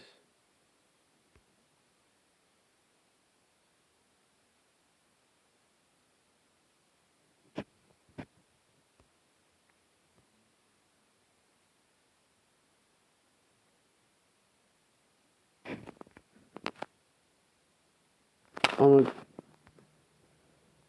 oh, I have a girlfriend that is from Indonesia. I have awakened her to the real.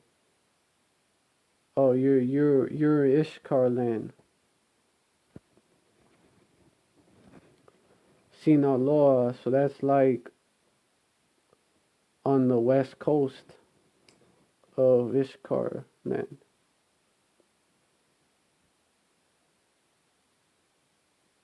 So you have does she does she like comprehend? Does she get the truth? She don't buck up against it. Cause let me tell you something. Like you have heathens, but you also have Israelite foreigners among these heathens. Like you talk about Indonesia, right? There was this Jake from Indonesia that was singing a song to Yahweh Shemi Shai. Like you could clearly tell he was a Jake. That spiritual you that you mentioned that. It's like just by the fruits you shall know them. Basically, you read her spirit, and she loving it. Like she loving it. She got that. She got that zeal for. She got that zeal, and she loving the truth.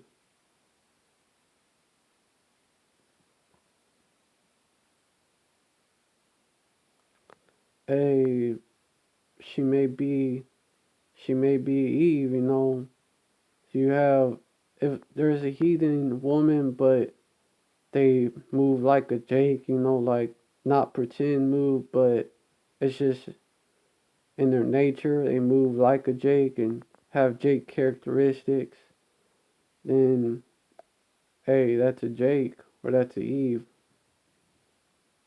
Like, if you get this truth, yeah, Khan, if you get this truth, if you can understand this truth, Yahweh Shem Yahushai don't give this truth and the true understanding of it to no heathen.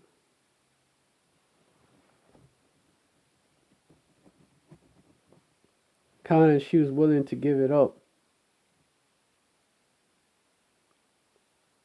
Because Indonesia, the heathens that are in that area, I believe there's Japhet in that area and Moab in that area. Those are the heathens that are in there. And Moab, and you know Moab is crazy about pork.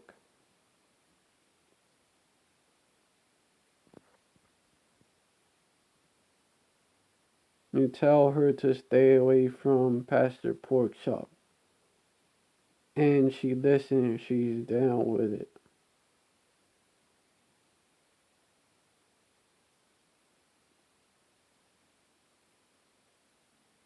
Well, then that may, hey, you may have found like not only Eve, but a righteous Eve.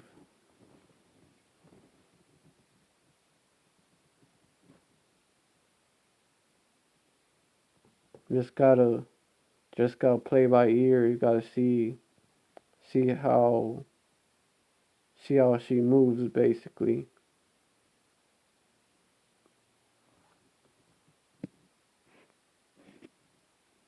Alright, so I'm gonna go into, hey, you know what? I ain't finished playing that video, Aaron Russo. He's going into how these devils are like their whole agenda basically.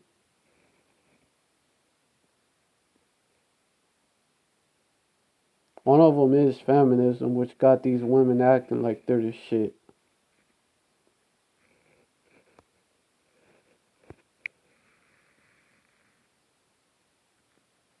Let's see if it, I might have to like fast forward through it. Oh, it should be good then. And the police raided the nightclub for no reason at all. And I was standing outside in my office overlooking the street, and I saw all these paddy wagons pulling up in front of my club. And I was a 24-year-old kid. You know, I had no experience at all, really. So what are these paddy wagons doing here? And then I saw all these cops getting out of the paddy wagons coming into my club. I said, oh my God, they're raiding me. And so I ran down to the stage, and I got on the stage. I stopped the band from playing, and I said to the people in the audience, we're being raided, you know, so sit down on the floor, cooperate, and pull out your identification and cooperate with the police. And as I said that, two of the cops from behind threw me onto the floor and grabbed me and started dragging me out of the club. That's what they do to Jake too. So that's just the curses right there. I'm going, you know, victory, victory. You know, I'm playing it for all it was worth at the time. I was a kid, and then I saw the fire department there, and the fire department was dumping garbage cans, the garbage all over the floor. And I thought to myself, well, why are they doing that? You know, very quickly as they were dragging me out, and I didn't quite understand it. So they threw me into the paddy wagon. As I got into the paddy wagon, one of the cops grabbed my testicles from behind and squeezed, and I went into the paddy wagon in gigantic pain. And the next person that came into the paddy wagon, the cop, as he was stepping in, the cops took the billy club, smashed him on the head with it, and just split his skull. You know, for no reason. I mean, there was nothing wrong. So that was kind of your wake-up. That was my wake. Like, what is going on? oppression of these devils.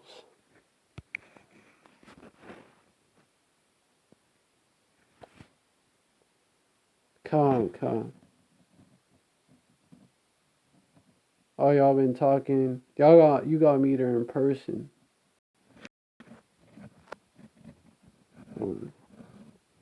Yeah. So yeah, what I just brought out, Aaron Russo, he was going through the curses, and that's. Let me get that real quick, and also them cops, which I'm pretty sure they were Edomites, cause that's some sodomite shit to do. Squeeze your balls and shit.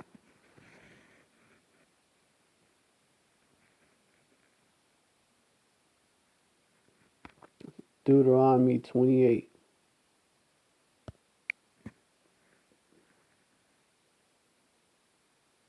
Because he had a casino he was trying to succeed at, right?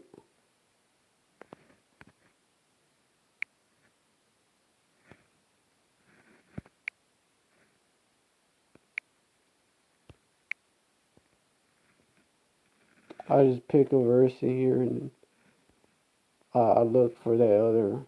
Yeah, right here I wasn't off by too much. Yahweh shall send upon thee cursing, vexation, and rebuke, and all that thou settest thine heart or thine hand unto, for to do until thou be destroyed, and until thou perish quickly because of the wickedness of thy doings, whereby thou hast forsaken me. Hold on, Akim.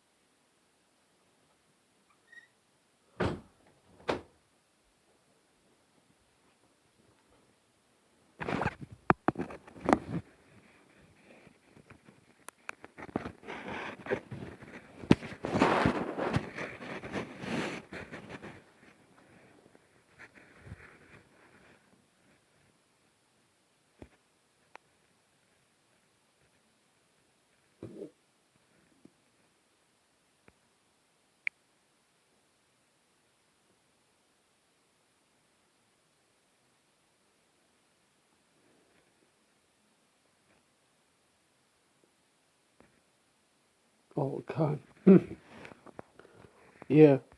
So what I was going into was, as the blessings. What I was going into was, yeah, Yahweh shall send upon thee cursing, vexation, and rebuke, and all that thou settest thy hand unto for to do, until thou be destroyed, until thou perish quickly because of the wickedness of thy doings, whereby thou hast forsaken me. So this Jake, Aaron Russo, he was trying to make it. He was trying to make it on his own, like, and by using casinos and shit. He was trying to make it on his own, and so he found out he couldn't. And so that's, you know, that's that rebuke, vexation and rebuke. Why can't I make it? Why did I get raided? Like, or, you know, jakes that have businesses and shit. Like, even Ishkarites that have, like, these restaurants, like in San Antonio, man. There's a lot of them. Ishkarites that have that, like, why ain't I made it big yet? Like, businesses, they cost. It costs a lot to run. Costs a lot to pay employees.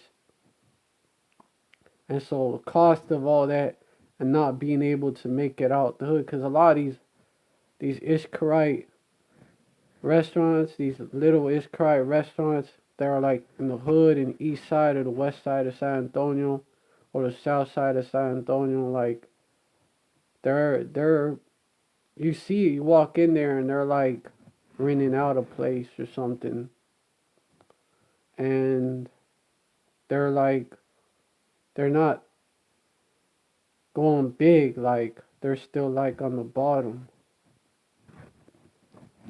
Well, Taco Bell, which is owned by Edomite, I think. Taco Bell, you know, they making it big and shit. Like, and what off of Israelite food. Oh, Khan, Isaiah 55. Khan, they be out there during Jacob's trouble walking around, then they see him, and they like, don't I know you? And they're like, nah, man.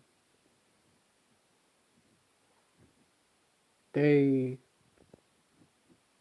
yeah, I know you, so, you so and so. So, what you saying, like, oh, Mr. Bombas, Mr. C4 going to sleep. Shalom, Khan, what he was saying, yup, yup. It's mostly Edomites that do that shit. And they love using that sword. And your hands up, walk backwards, exactly. That's where that Jake, that comes from that Jake, that Jake, Michael Brown being shot dead. And they lied on him, and it was found out that they lied on him. And he was actually surrendering to that cop. Yeah, they be like, move and I shoot, trying to set you up and shit. Yeah, during Jacob's trouble, they're gonna be. You talking about? Yeah, no, you so you talking about like the cops and shit that are that fuck with Jake, Isaiah 55. Like their faces are out there, people know who they are. His brother said that they're gonna have a target on their back. And they will in the in the kingdom as slaves, but for the Edomite ones. But in Jacob's trouble, yeah, they're gonna have a target on their backs. These cops, they're hated by everyone. Like they're the most hated. That's the most hated profession right there. So because of all the bullshit they do. So yeah, fucking Darren Wilson, he might get murked during Jacob's trouble. Like, yeah, and you cops that are Israelite cops need to fucking get right and stop oppressing their own people. Like, just cause you have a badge, you're still a nigga to Esau. Or it doesn't matter if you're Northern Kingdom or Southern Kingdom. You're still a nigga to Esau. You're Northern Kingdom, you're a Spanish speaking nigga. You're a Spanish speaking lighter skinned nigga to Esau. It doesn't matter if you're border patrol or you're a cop or you're a prison guard. You still are. You're a useful idiot to them. You're just an Uncle Tom to them, pretty much. Which the story behind Uncle Tom is like bullshit, because he was actually trying to help Jake. But you know what I mean. You're just like a dumb sellout to him. Or even the Israelite foreigner, like a poor Edomite looking motherfucker that's actually a Jake. He's a speckled bird. You know, they don't think of them as, yeah, they look like they're people, so they can, but they're not actually, like, they're not considered to be like the rest of so-called white people. Like, they're considered to be trash, pretty much. So, like, even them, they think they're the fucking shit, like, 'cause they got a badge and shit. Esau does not give a fuck about you. Hey, even you Edomite cops, you cops that are fucking Edomites, just you're just Joe Six Packs with a gun and a badge. I mean, you're expendable. Kinda like they be and a lot of Irish Israelite foreigners. They join, they become cops. They're like they're like Cornelius and shit. They think that working for Esau is the right thing and shit. And then so they go along with what he says and shit. Hey, hey, you the elect, man, you Irish Israelite cops that are, y'all in the police force, and y'all need to get the fuck out of there. Y'all need to stop fucking your own people over and shit. You ain't no better than them. You Ishkari cops, man, all of them need to get the fuck out of there. Just like the Jakes in the military too. You need to get the fuck out of there. What are you doing killing the Ishmael and Elam over there for Esau? For that oil. For control of the land. How does it benefit you? You're not fighting for their freedom. It's actually the opposite. You're fighting for them to be slaves to Esau. Yeah. That's a sellout right there, man. A Jake that fights for Esau. who hates his guts. Like Muhammad Ali, man, even though he was into that Islam shit, he was right, you know. Why the fuck am I gonna join? Like, he dodged a draft. He was like, fuck that shit. Why am I gonna go over there and kill them, you know? So, kill other brown people, which they was heathens, mostly. But still, why am I gonna go kill them for Esau? He was right when it came to that. Yeah, y'all need to get the fuck out. Like, y'all, like the military, cops, they're gonna be the first ones to get the chip. They work for Esau. Esau wants his employees to be the first ones getting the mark. Yeah, so they're like, yeah. You know, someone who's in the military, you need to tell that brother to get the fuck out, and that sister, because you have Eve up in the military too, and Eve up in the police force, and she thinks she's the shit. But see, hey, these Eves that are like sergeants and shit over Jake in the military or in the police force, they act worse than the Jakes.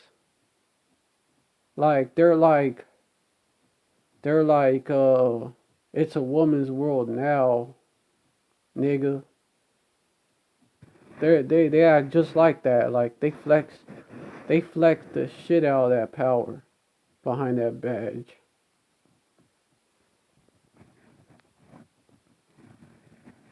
Like, for real. Leave the dirty work, like, you know, being basically a hired gun for Esau. Leave that to the other Edomites and heathens. You Jakes need to get the fuck out. Alright, I'm gonna get back to the video. But yeah, that shit pisses me off.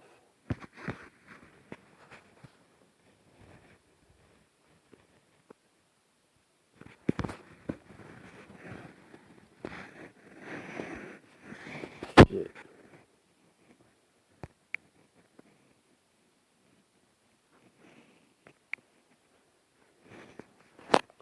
Which, let me say something.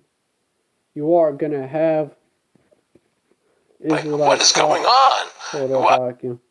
You are gonna have Israelite cops and military and agents, border patrol that come out of that shit. Like, you know, have Cornelius types. But hey, you Jakes that are in the police force and that you're in the military, y'all are in a bad position. I thought this was America, so I initially blamed it on Chicago and made a daily thing. It was Chicago. And anyway, it was the headlines of the newspapers the next day. You know, there was my picture in the newspapers, the headlines, electric theater short-circuited, it was raided. And in the article, they went ahead and they said that the reason they raided the club was because the fire department came there and saw it was messy, full of garbage, and the hippies started attacking them. Which was totally not true. Those dirty hippies. It was totally false. You know, it was a complete fabrication. So they ran a false flag on you. They framed you. Yeah, of course. You know, and I was in shock. I said, people lie like that? People actually do these things? I couldn't believe it. You know, it was an awakening to me. And I went on television. I told people on television that they lied. Nobody cared. Nobody cared what the truth was. You know, it was shocking to me. And then about a week or 2 weeks later, I forget exactly what it was, two cops come to see me, a lieutenant and a sergeant, a captain and a sergeant. And they said, Mr. Russo, we're sorry if you got hurt that night at the club in the raid. But we're here to tell you that if you want to keep the club open, it's going to take $2,000 a month, and we're going to come see you once a month. And whenever we have to raid you, we're going to call you, and we'll let you know we're going to come in tonight and raid you. This was mafia. Well, the police mafia, Yeah. And actually, it was actually more interesting that they said, listen, there's the A plan, there's the B plan, and there's the super deluxe plan. And this one, of course, each one will cost you that much money a month. Which one do you want? What was the super deluxe? That's the one I took. That was a $2,000 a month plan. I see these cops. Hey, I gotta go in on them more. See these cops. Yeah. You see these cops, they work like the mafia. Everyone talks about the Irish mob, the Sicilian mob, Sicilian mafia, the Mexican mafia, the, Bloods in the Crips. Hey, other examples. Triads, the Yakuza. Oh, Shalom Mak. Yalba Shimi Al Shabrakata. Yeah, but everybody talks about the Jake gangs. Okay, even the Nigerian scammers, they talk about them. But the cops, you just heard for yourself. They run fucking oh Shalom Yalba Shimi Al Shabrakata. Chaza. Yeah, the cops, they themselves work like a mob. They're the biggest mafia. They're the legal mafia. Cause they work for the Rothschilds. Not the Fraternal Order of Police. That's they're Blue Lodge Freemasons.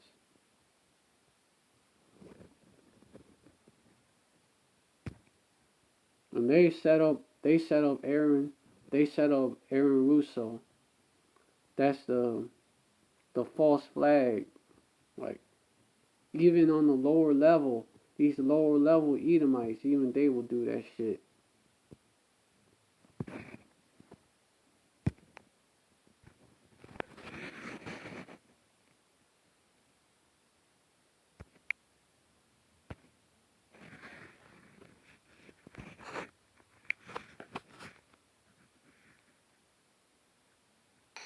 And I took that plan, and I paid them $2,000 a month, and they left me alone. And whenever they were going to raid the club, they would come there. We're going to have a phony raid tonight, just to look good for the people in the neighborhood, So that was your first big education? That was my education into corruption in government, But I really thought that was basically Chicago. I didn't realize it was the whole country was like that. And so that was my wake-up call, that people lie and cheat and steal. And I thought everybody was always honest and nice. People, these devils, and these 2/3 that follow their ways, because they're of their children, the devil. Decent, and I had no idea about any of these things. Well, what happened with me was that finally one day they came to me, and they said, "Look, we can't take your money anymore." I meant to say they are of their father, the devil.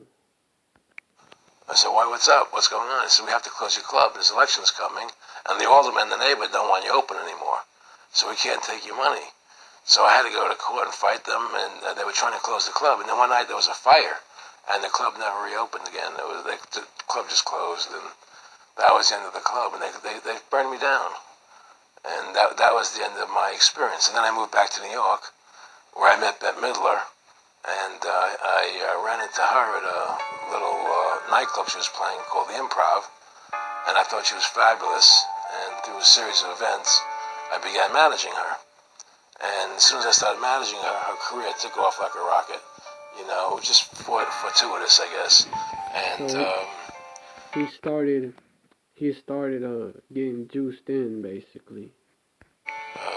very, very successful. Climbing up the ladder. And through managing Bet, I started producing shows on Broadway where I won the Tony, and I produced a television show where I won the Emmy with Dustin Hoffman and Bet, you know, and then I produced The Rose for her, where she got Academy Award nominations, and then that led me to producing Trading Places, which everybody knows. Hey, Trading Places. What was Trading Places about? That's spiritual right there.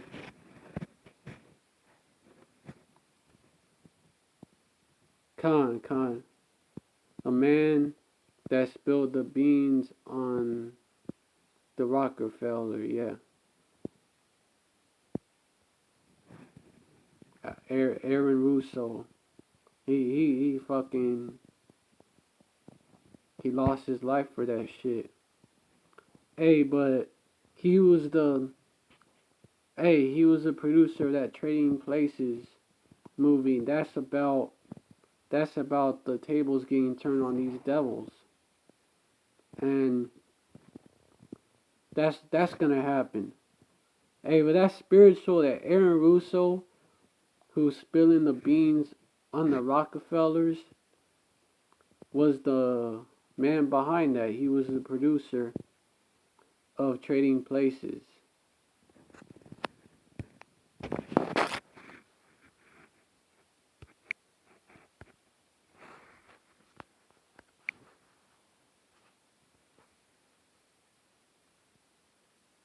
I think it's the best Eddie Murphy movie.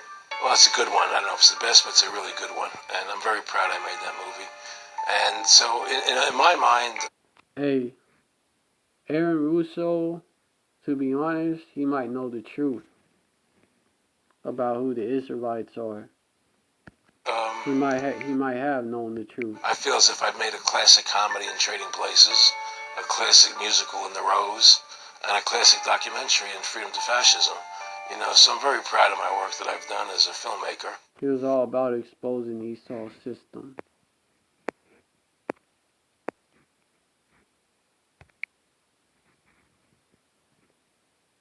I want to go. Reason why I put him on is because he exposed what elites are planning to do, and they're making moves on Venezuela and on Khan. That is the spirit. I believe he did. I believe. Oh, Khan, Kahala Yahabashim Yahushai. But that's the spirit right there. Yeah, and he may have even knew that he was an Israelite. Yeah, he had to have known. Most of these celebrities know.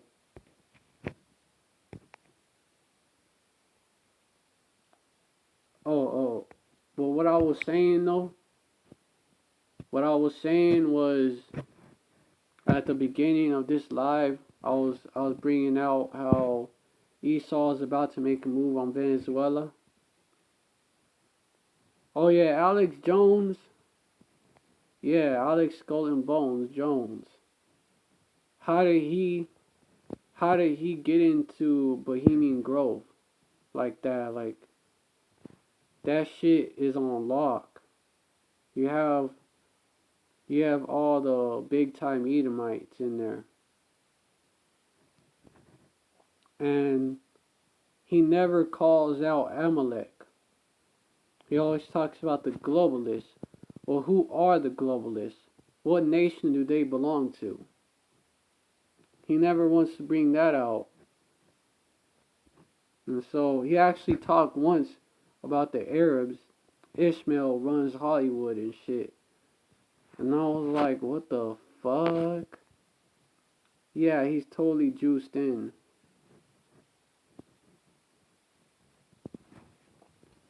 Oh, T.I. interview exposing what he say.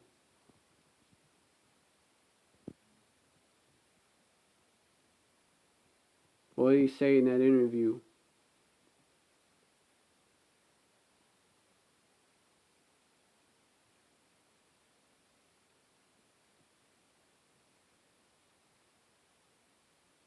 Oh, and also something else. That was his last interview, right? And then he was murked. So that's something else too that you gotta look at. Oh yeah, something about the Grove. What did Skull and Bones say?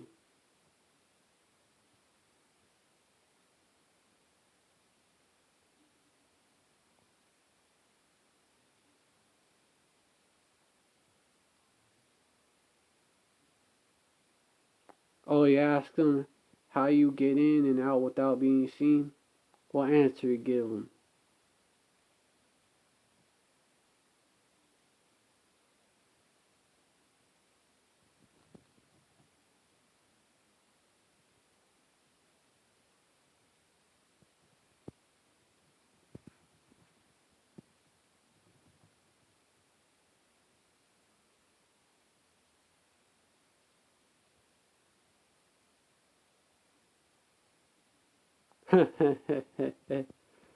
Yeah, man. He was like, what was he dancing around the subject? Was he beating around the bush?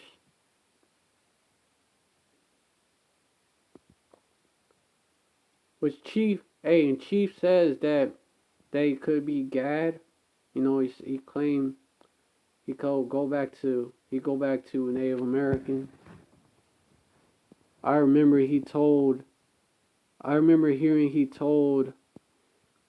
uh he told some brothers that he'd go back to Gad. Which it could be you have sellouts in all the tribes.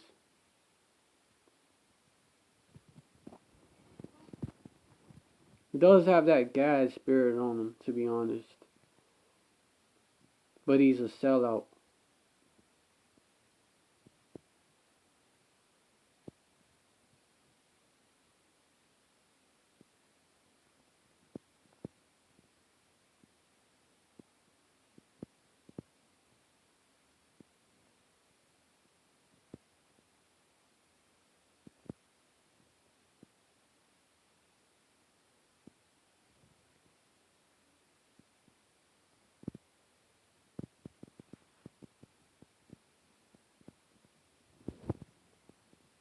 She'll post the clip on the live chat or in the description.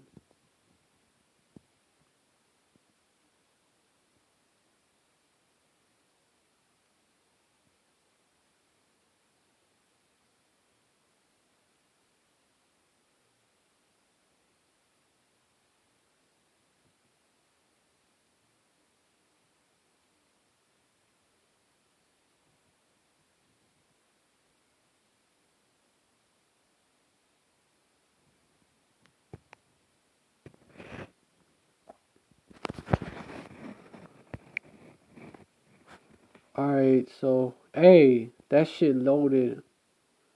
That shit reloaded is what I meant to say. These devils, they don't like what I'm doing. They're letting me know. And I'm thinking maybe I should just look it up. T.I. interview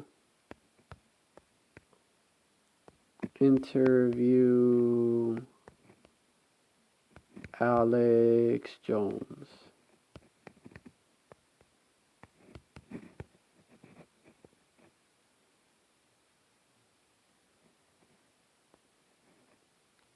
Was it this one right here? Let me see.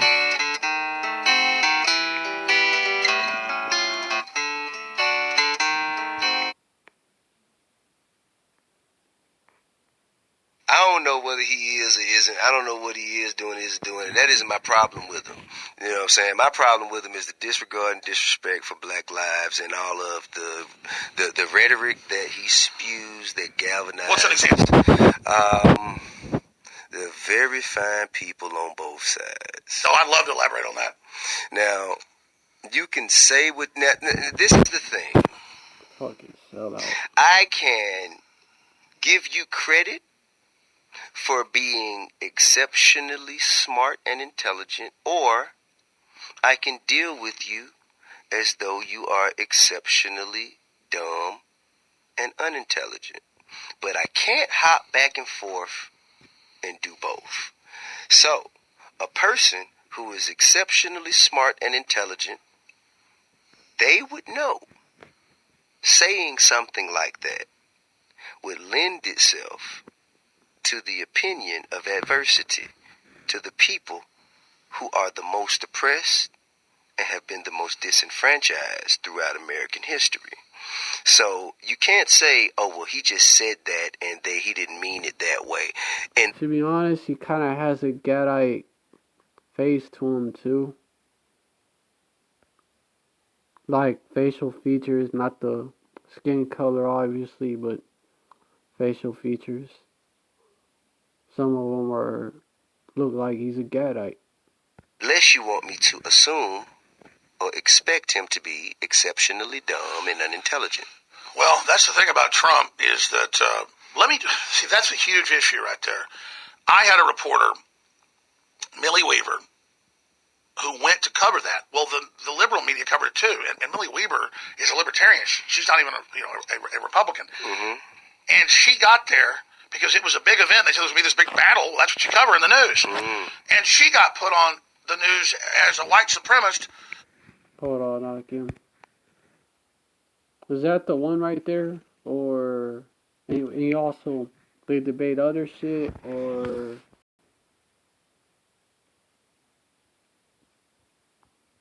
Oh, con. Oh, the video was 35 minutes and 35 seconds long.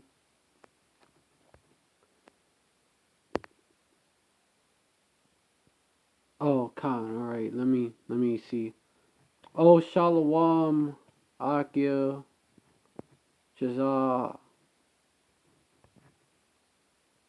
Yeah, like, I got a phone, I'm doing this on my phone, so I gotta come back over here and check the chat. So that's why I don't be seeing y'all's messages. But Khan, lest Satan should get an advantage of us, for we are not ignorant of his devices. Khan, exactly. You always gotta be aware. So if it's 35, let me see. No, this ain't it right here. So, Khan, I think you talking about this one.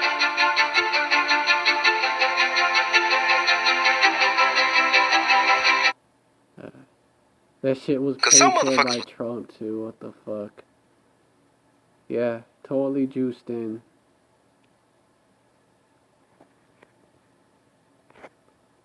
Let me go back a little bit more. But not the members. Okay. It was Democrats in the locals trying to set up the Republicans, right, hoping I would get dirt on them. So the Democrats are behind all this? Or let's probably MI6. Oh, I mean, the British. MI6. What's the difference in MI? So MI6 is the British. That's the British CIA. Yeah. Okay, cool. So the British CIA and the Democrats, they were behind all this. That is, I know it was a setup, but I mean, tell me what you think. Okay. So, and this is a guy that wrote all those movies like Men Who Stare at Goats and a whole bunch of other stuff. But the point is that he's a disinformation operative.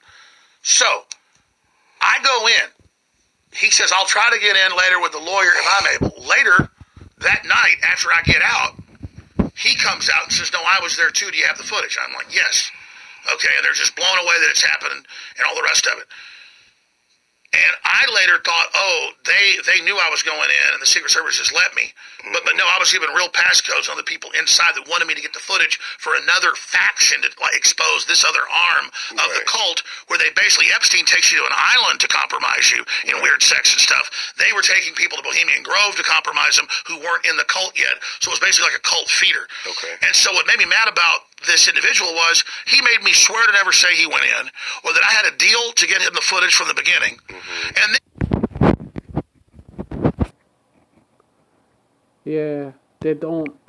His little excuse that he brought out. Yeah, that's I am being shown what to repent for. And what is that? Elizabeth Hawthorne, what is that?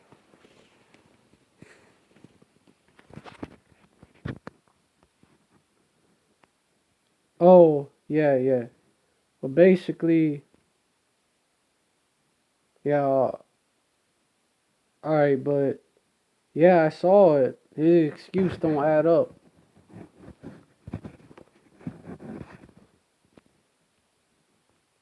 Yeah, yeah.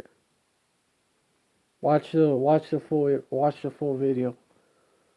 But yeah, that little excuse that he made about, oh, basically I was set up. He let me in and then made me swear that I never came in there and shit. Like, yeah, that does sound like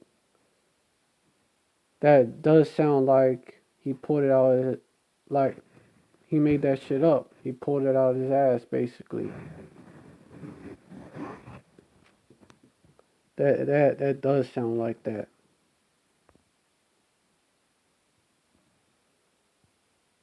But yeah, in a way, yeah, he did expose himself. Because he admitted that they let him in there.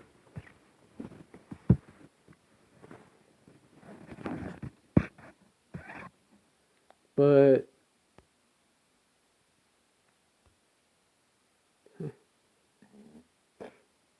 yeah, what are you being shown to repent for though? Post that. Oh, Salakia, yo.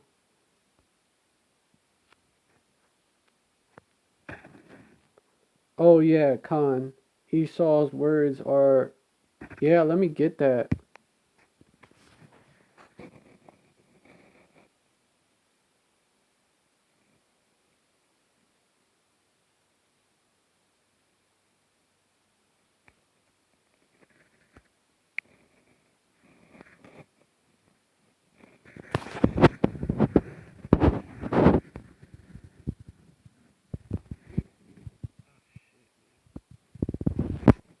I may have to,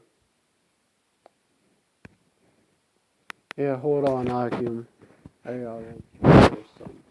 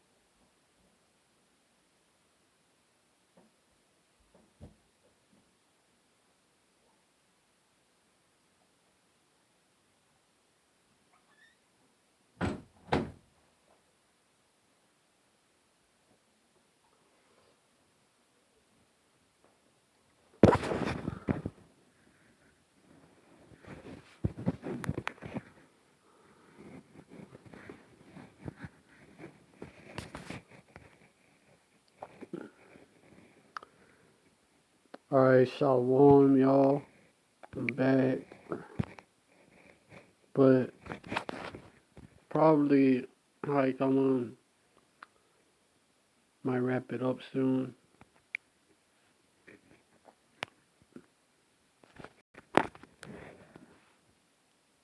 Thought I was gonna get that.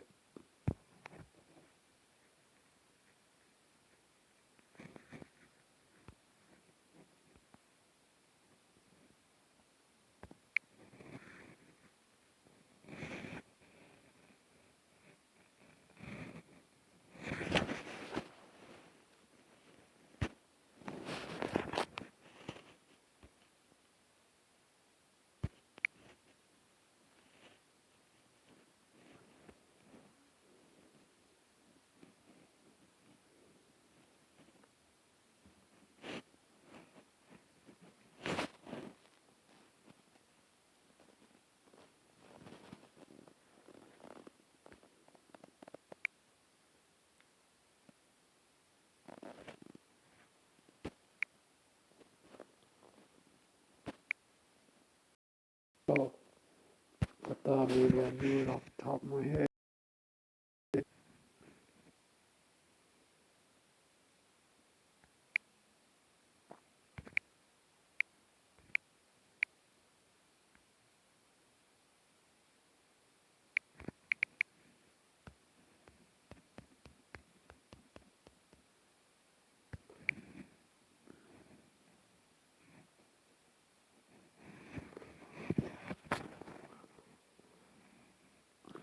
Well, I'm gonna have to wrap it up soon.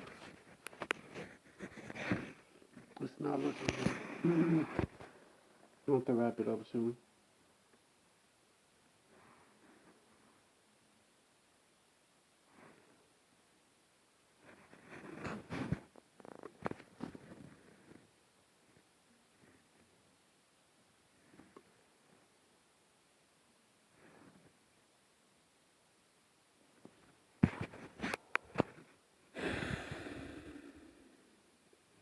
Yeah.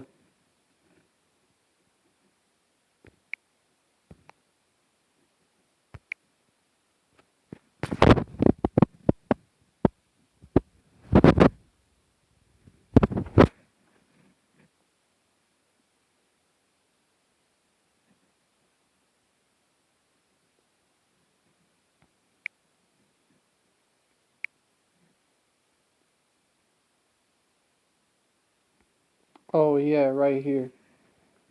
Yeah, the words of his mouth were smoother than butter, but wool was in his heart. His words were softer than oil, yet were they drawn swords. Oh, yeah, the verse at the end. Yeah. I'm just going to read the next two. Cast thy burden upon Yahweh, and he shall sustain thee. He shall never suffer the righteous to be moved. Verse 23. But thou, O Yahweh, shall bring them down into the pit of destruction. Bloody and deceitful men shall not live out half their days. That was applying to David's enemies at that time, but that's Esau. Esau was his enemy too. He tried to exterminate these devils. Rasha. He tried to exterminate them like sheep. Alright, I'm gonna go back to that video Aaron Russo, cause he was gonna bring out that shit.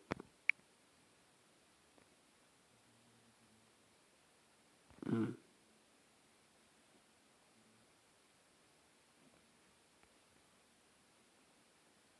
Yeah, I'm about to wrap it up soon. See my affliction getting bad.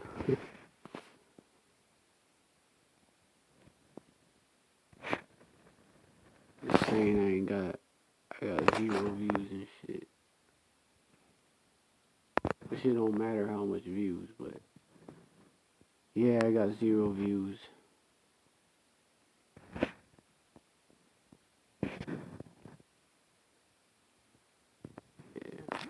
this affliction getting bad, I wouldn't have as much interruptions and shit if it wasn't for that. Either 0 views or he saw lying or some shit. But Con, I was gonna get this and just finish it.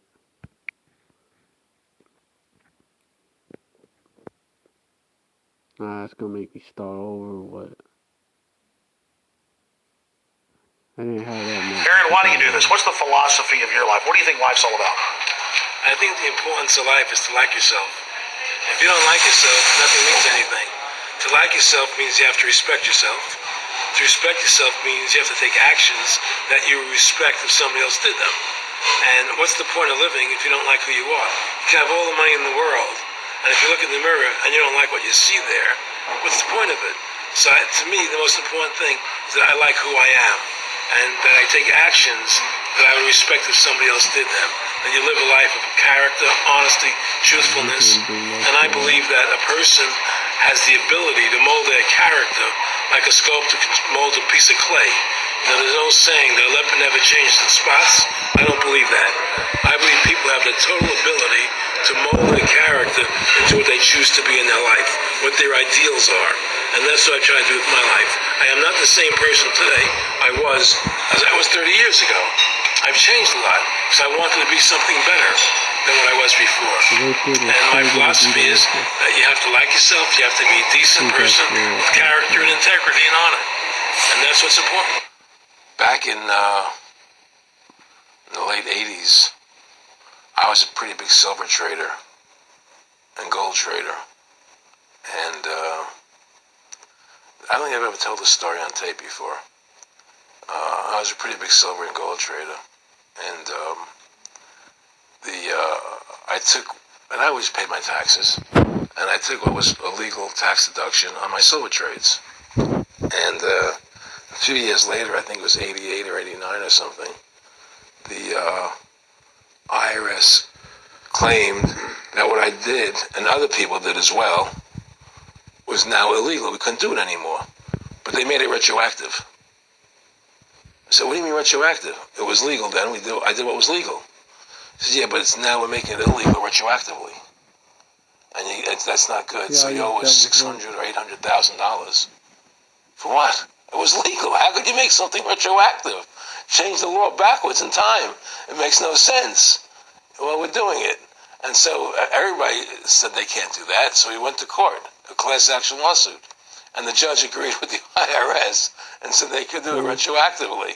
And that's when I knew that there was something wrong in America with the IRS and the system here, you know. Aaron, you were telling me this story last night, and before you even finished saying, in the late 80s, the tax law, I said retroactive. And I knew that because they literally ruined my dad, but he paid. He didn't know. He still thought this was America. And it was legal tax law, what you're supposed to do. They said retroactively you owe, and with, not just retroactive, but they said you also have penalties and interest. That's right. So how do you have penalties and interest on something when they retroactively changed the law? Well, first of all, they can't retroactively. How can you do something retroactively? Penalties and interest are a farce. The whole thing, because they do whatever they want to do.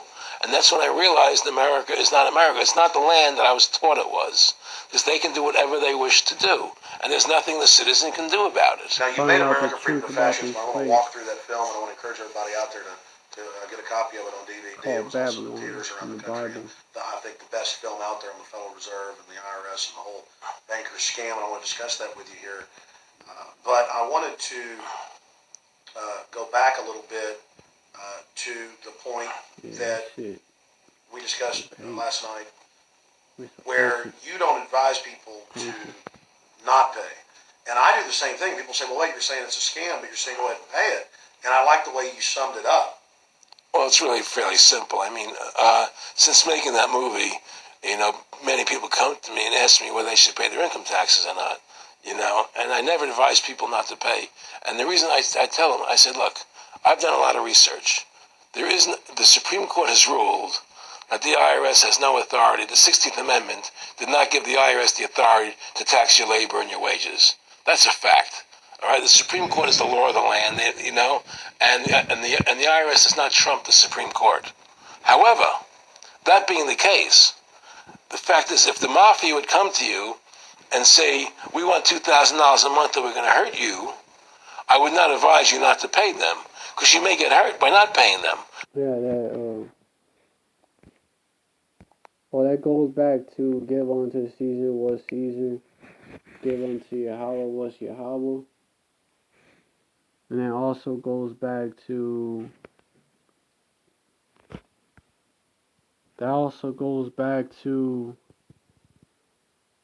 like, be wise as a serpent, harmless as a dove.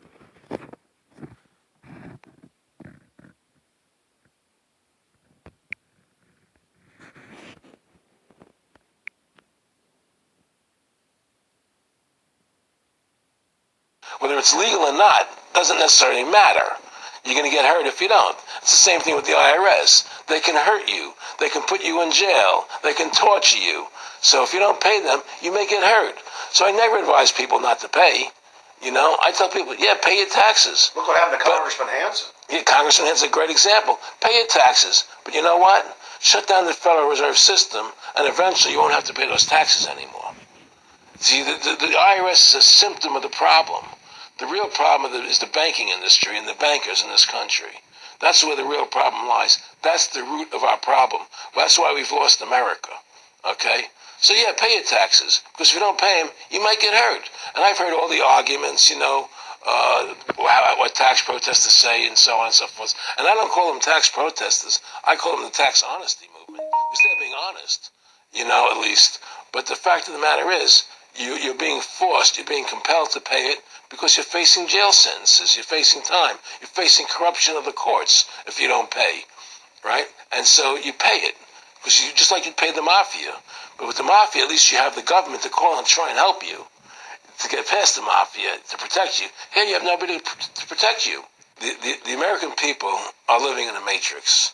They don't understand the truth of how things are working in this country, you know?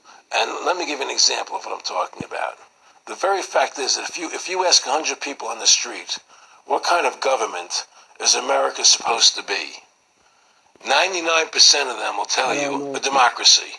America is supposed to be a democracy. But that's a lie. That's an illusion. The word democracy is not written into the Constitution at one time. It's not in the Bill of Rights. It's not in the Declaration of Independence. The Founding Fathers hated the idea of a democracy. They thought it was the worst form of government there is. And I agree with them. Because in a democracy, 51% of the people control 49% of the people. If you're part of the 49%, you're not free. America was founded as a constitutional republic. And in that constitutional republic that we have, 99% of the people can't take away the rights of 1%. You have your rights because you were born with them. You have God-given human rights that nobody can take away from you. The government, the majority, no matter who they are, I can't take away your rights. And that's what our founding fathers gave us. But the psychological operations that they do to us, they make us believe that we're a democracy and that majority rules. You see? And they want you to believe that. Because then they tell you this poll says this many want this and this many want that and this many want this. And it doesn't have anything to do with anything. Well, Hitler was elected. Hitler was elected. Hitler did everything legally. And in a constitutional republic, a minority is protected against a majority. Wasn't it Benjamin Franklin, to paraphrase, that said democracy is two wolves and a sheep voting on what's for dinner? Exactly. And then he also said, and in a republic, the sheep would have a gun. To protect himself.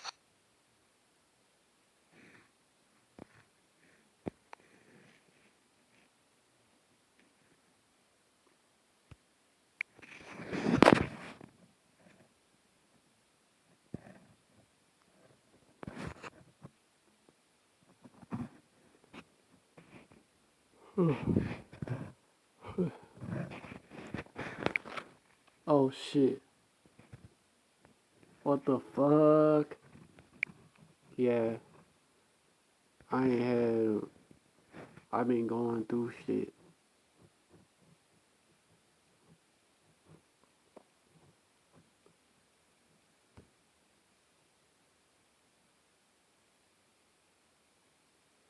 Yeah, I don't think that was it right there, though. I think. Yeah, I don't think that was it right there, though. I think it was another one right here where he talks about Venezuela.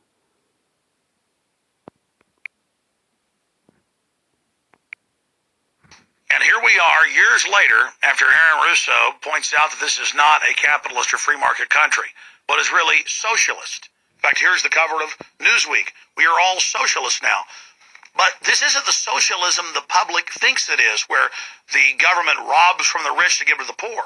Actually, it's always the big banks, the elites throughout history that fund socialism. They want to use the middle class's money to basically domesticate the working class and expand the size of government so it can basically, in the end game, eradicate the middle class and have a giant submass of uneducated slaves who have no chance of ever rebelling against the tyranny, and a tiny elite in control of it all. And that is the very nature of this New World Order system.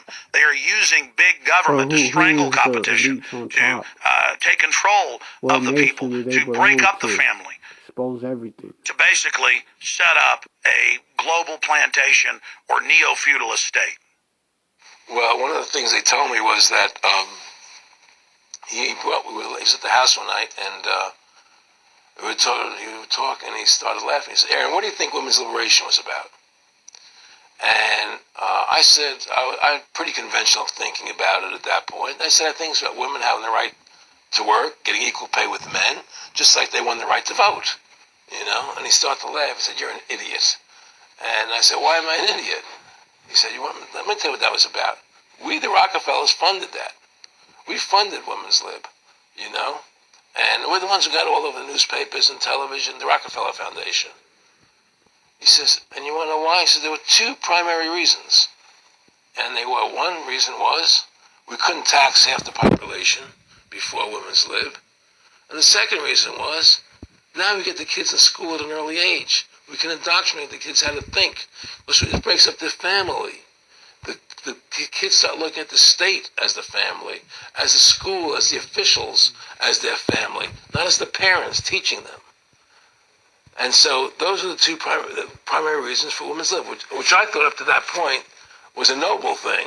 You know, when I saw their intentions behind it, where they were coming from when they created it, the thought of it, I saw the evil behind what I thought was a noble venture.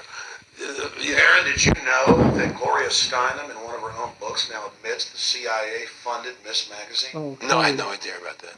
CIA no, I never heard that. Yeah, we're gonna CIA funded Miss Magazine? Funded Miss Magazine to stabilize with the society. stated goal of What taxing women society and breaking up the specifically family. is. No kidding. I never heard that. Well, Nick told me. I mean, I know it, but not because I know the CIA was involved in it. Well, Gloria Steinem was proud of it. Oh, the CIA wanted to help me help women. No kidding. So they funded it, yeah. And of course, it's divide and conquer. Right, and what they do is they focus in, obviously, on real problems. Women were getting shafted in many ways, but the elite wasn't planning to help them. They were planning to really shaft them and take men away from them. Look at... Oh, Wall mocking. This shit getting bad. My affliction is getting bad. So what I'm gonna do, like, my affliction is getting bad, Akim. So, damn, I can't type in this shit or what? The fuck is wrong? Hey, you know what I'm gonna do? Just gonna play the rest of that video for y'all. I gotta go take care of some. What they did with black families, you only had about 10% illegitimacy 50 years ago in black communities, and now it's over 90%. And look at welfare. You were going to give you some money, but you can't have a man in the house. Right. And so that was further to degrade the family. Totally destroyed. And now illegitimacy is over 50% in the general population. Right. Well, see, the whole thing is these people control the money, so they make all the rules.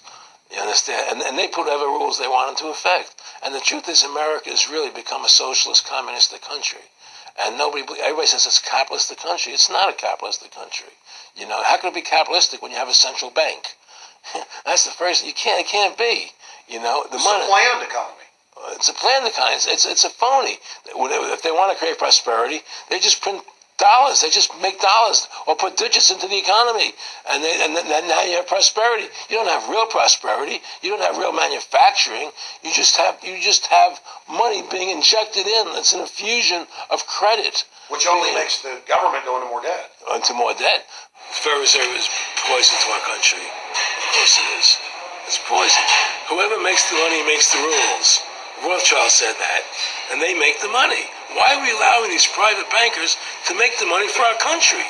It makes no sense. Why are we paying interest to these banks to make money for us when the government can do it itself without paying interest and without all that debt? There's no answer to that question, and it's the question no politician will raise. Everybody talks about America's debt, how much debt we're in. We're in debt because we have to borrow money. But we don't have to borrow money. They designed it so we go into debt. Exactly. We can create the money and back it by gold so they can't create too much of it. So you don't have the inflation. And do what the founding fathers gave us. But instead, the bankers make the money. They control the government. They buy the politicians. They tell us who gets into office. You have computer voting. That's a fraud. They do whatever they want to do to us. They do whatever they want to do to us, and it has to stop.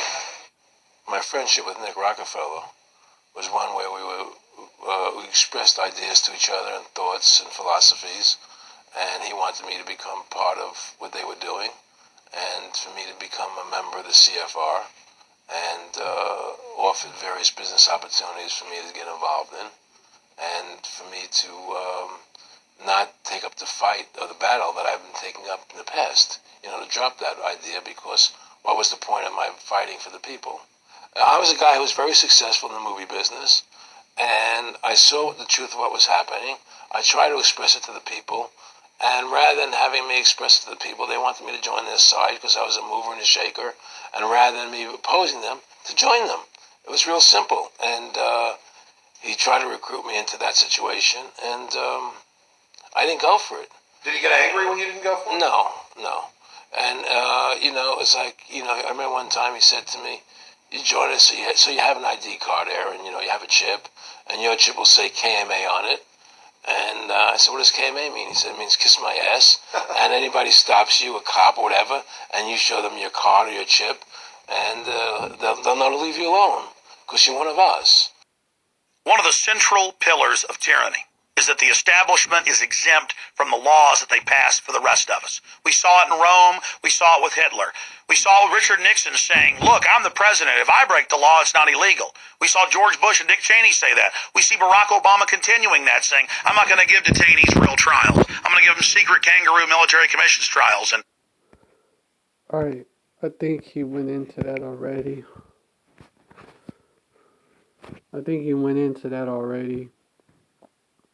I gotta go take care of some. I'm gonna wrap it up. Shalom, y'all. Y'all bashim y'all shabrakta. Stay strong, Akim and Akwad. Until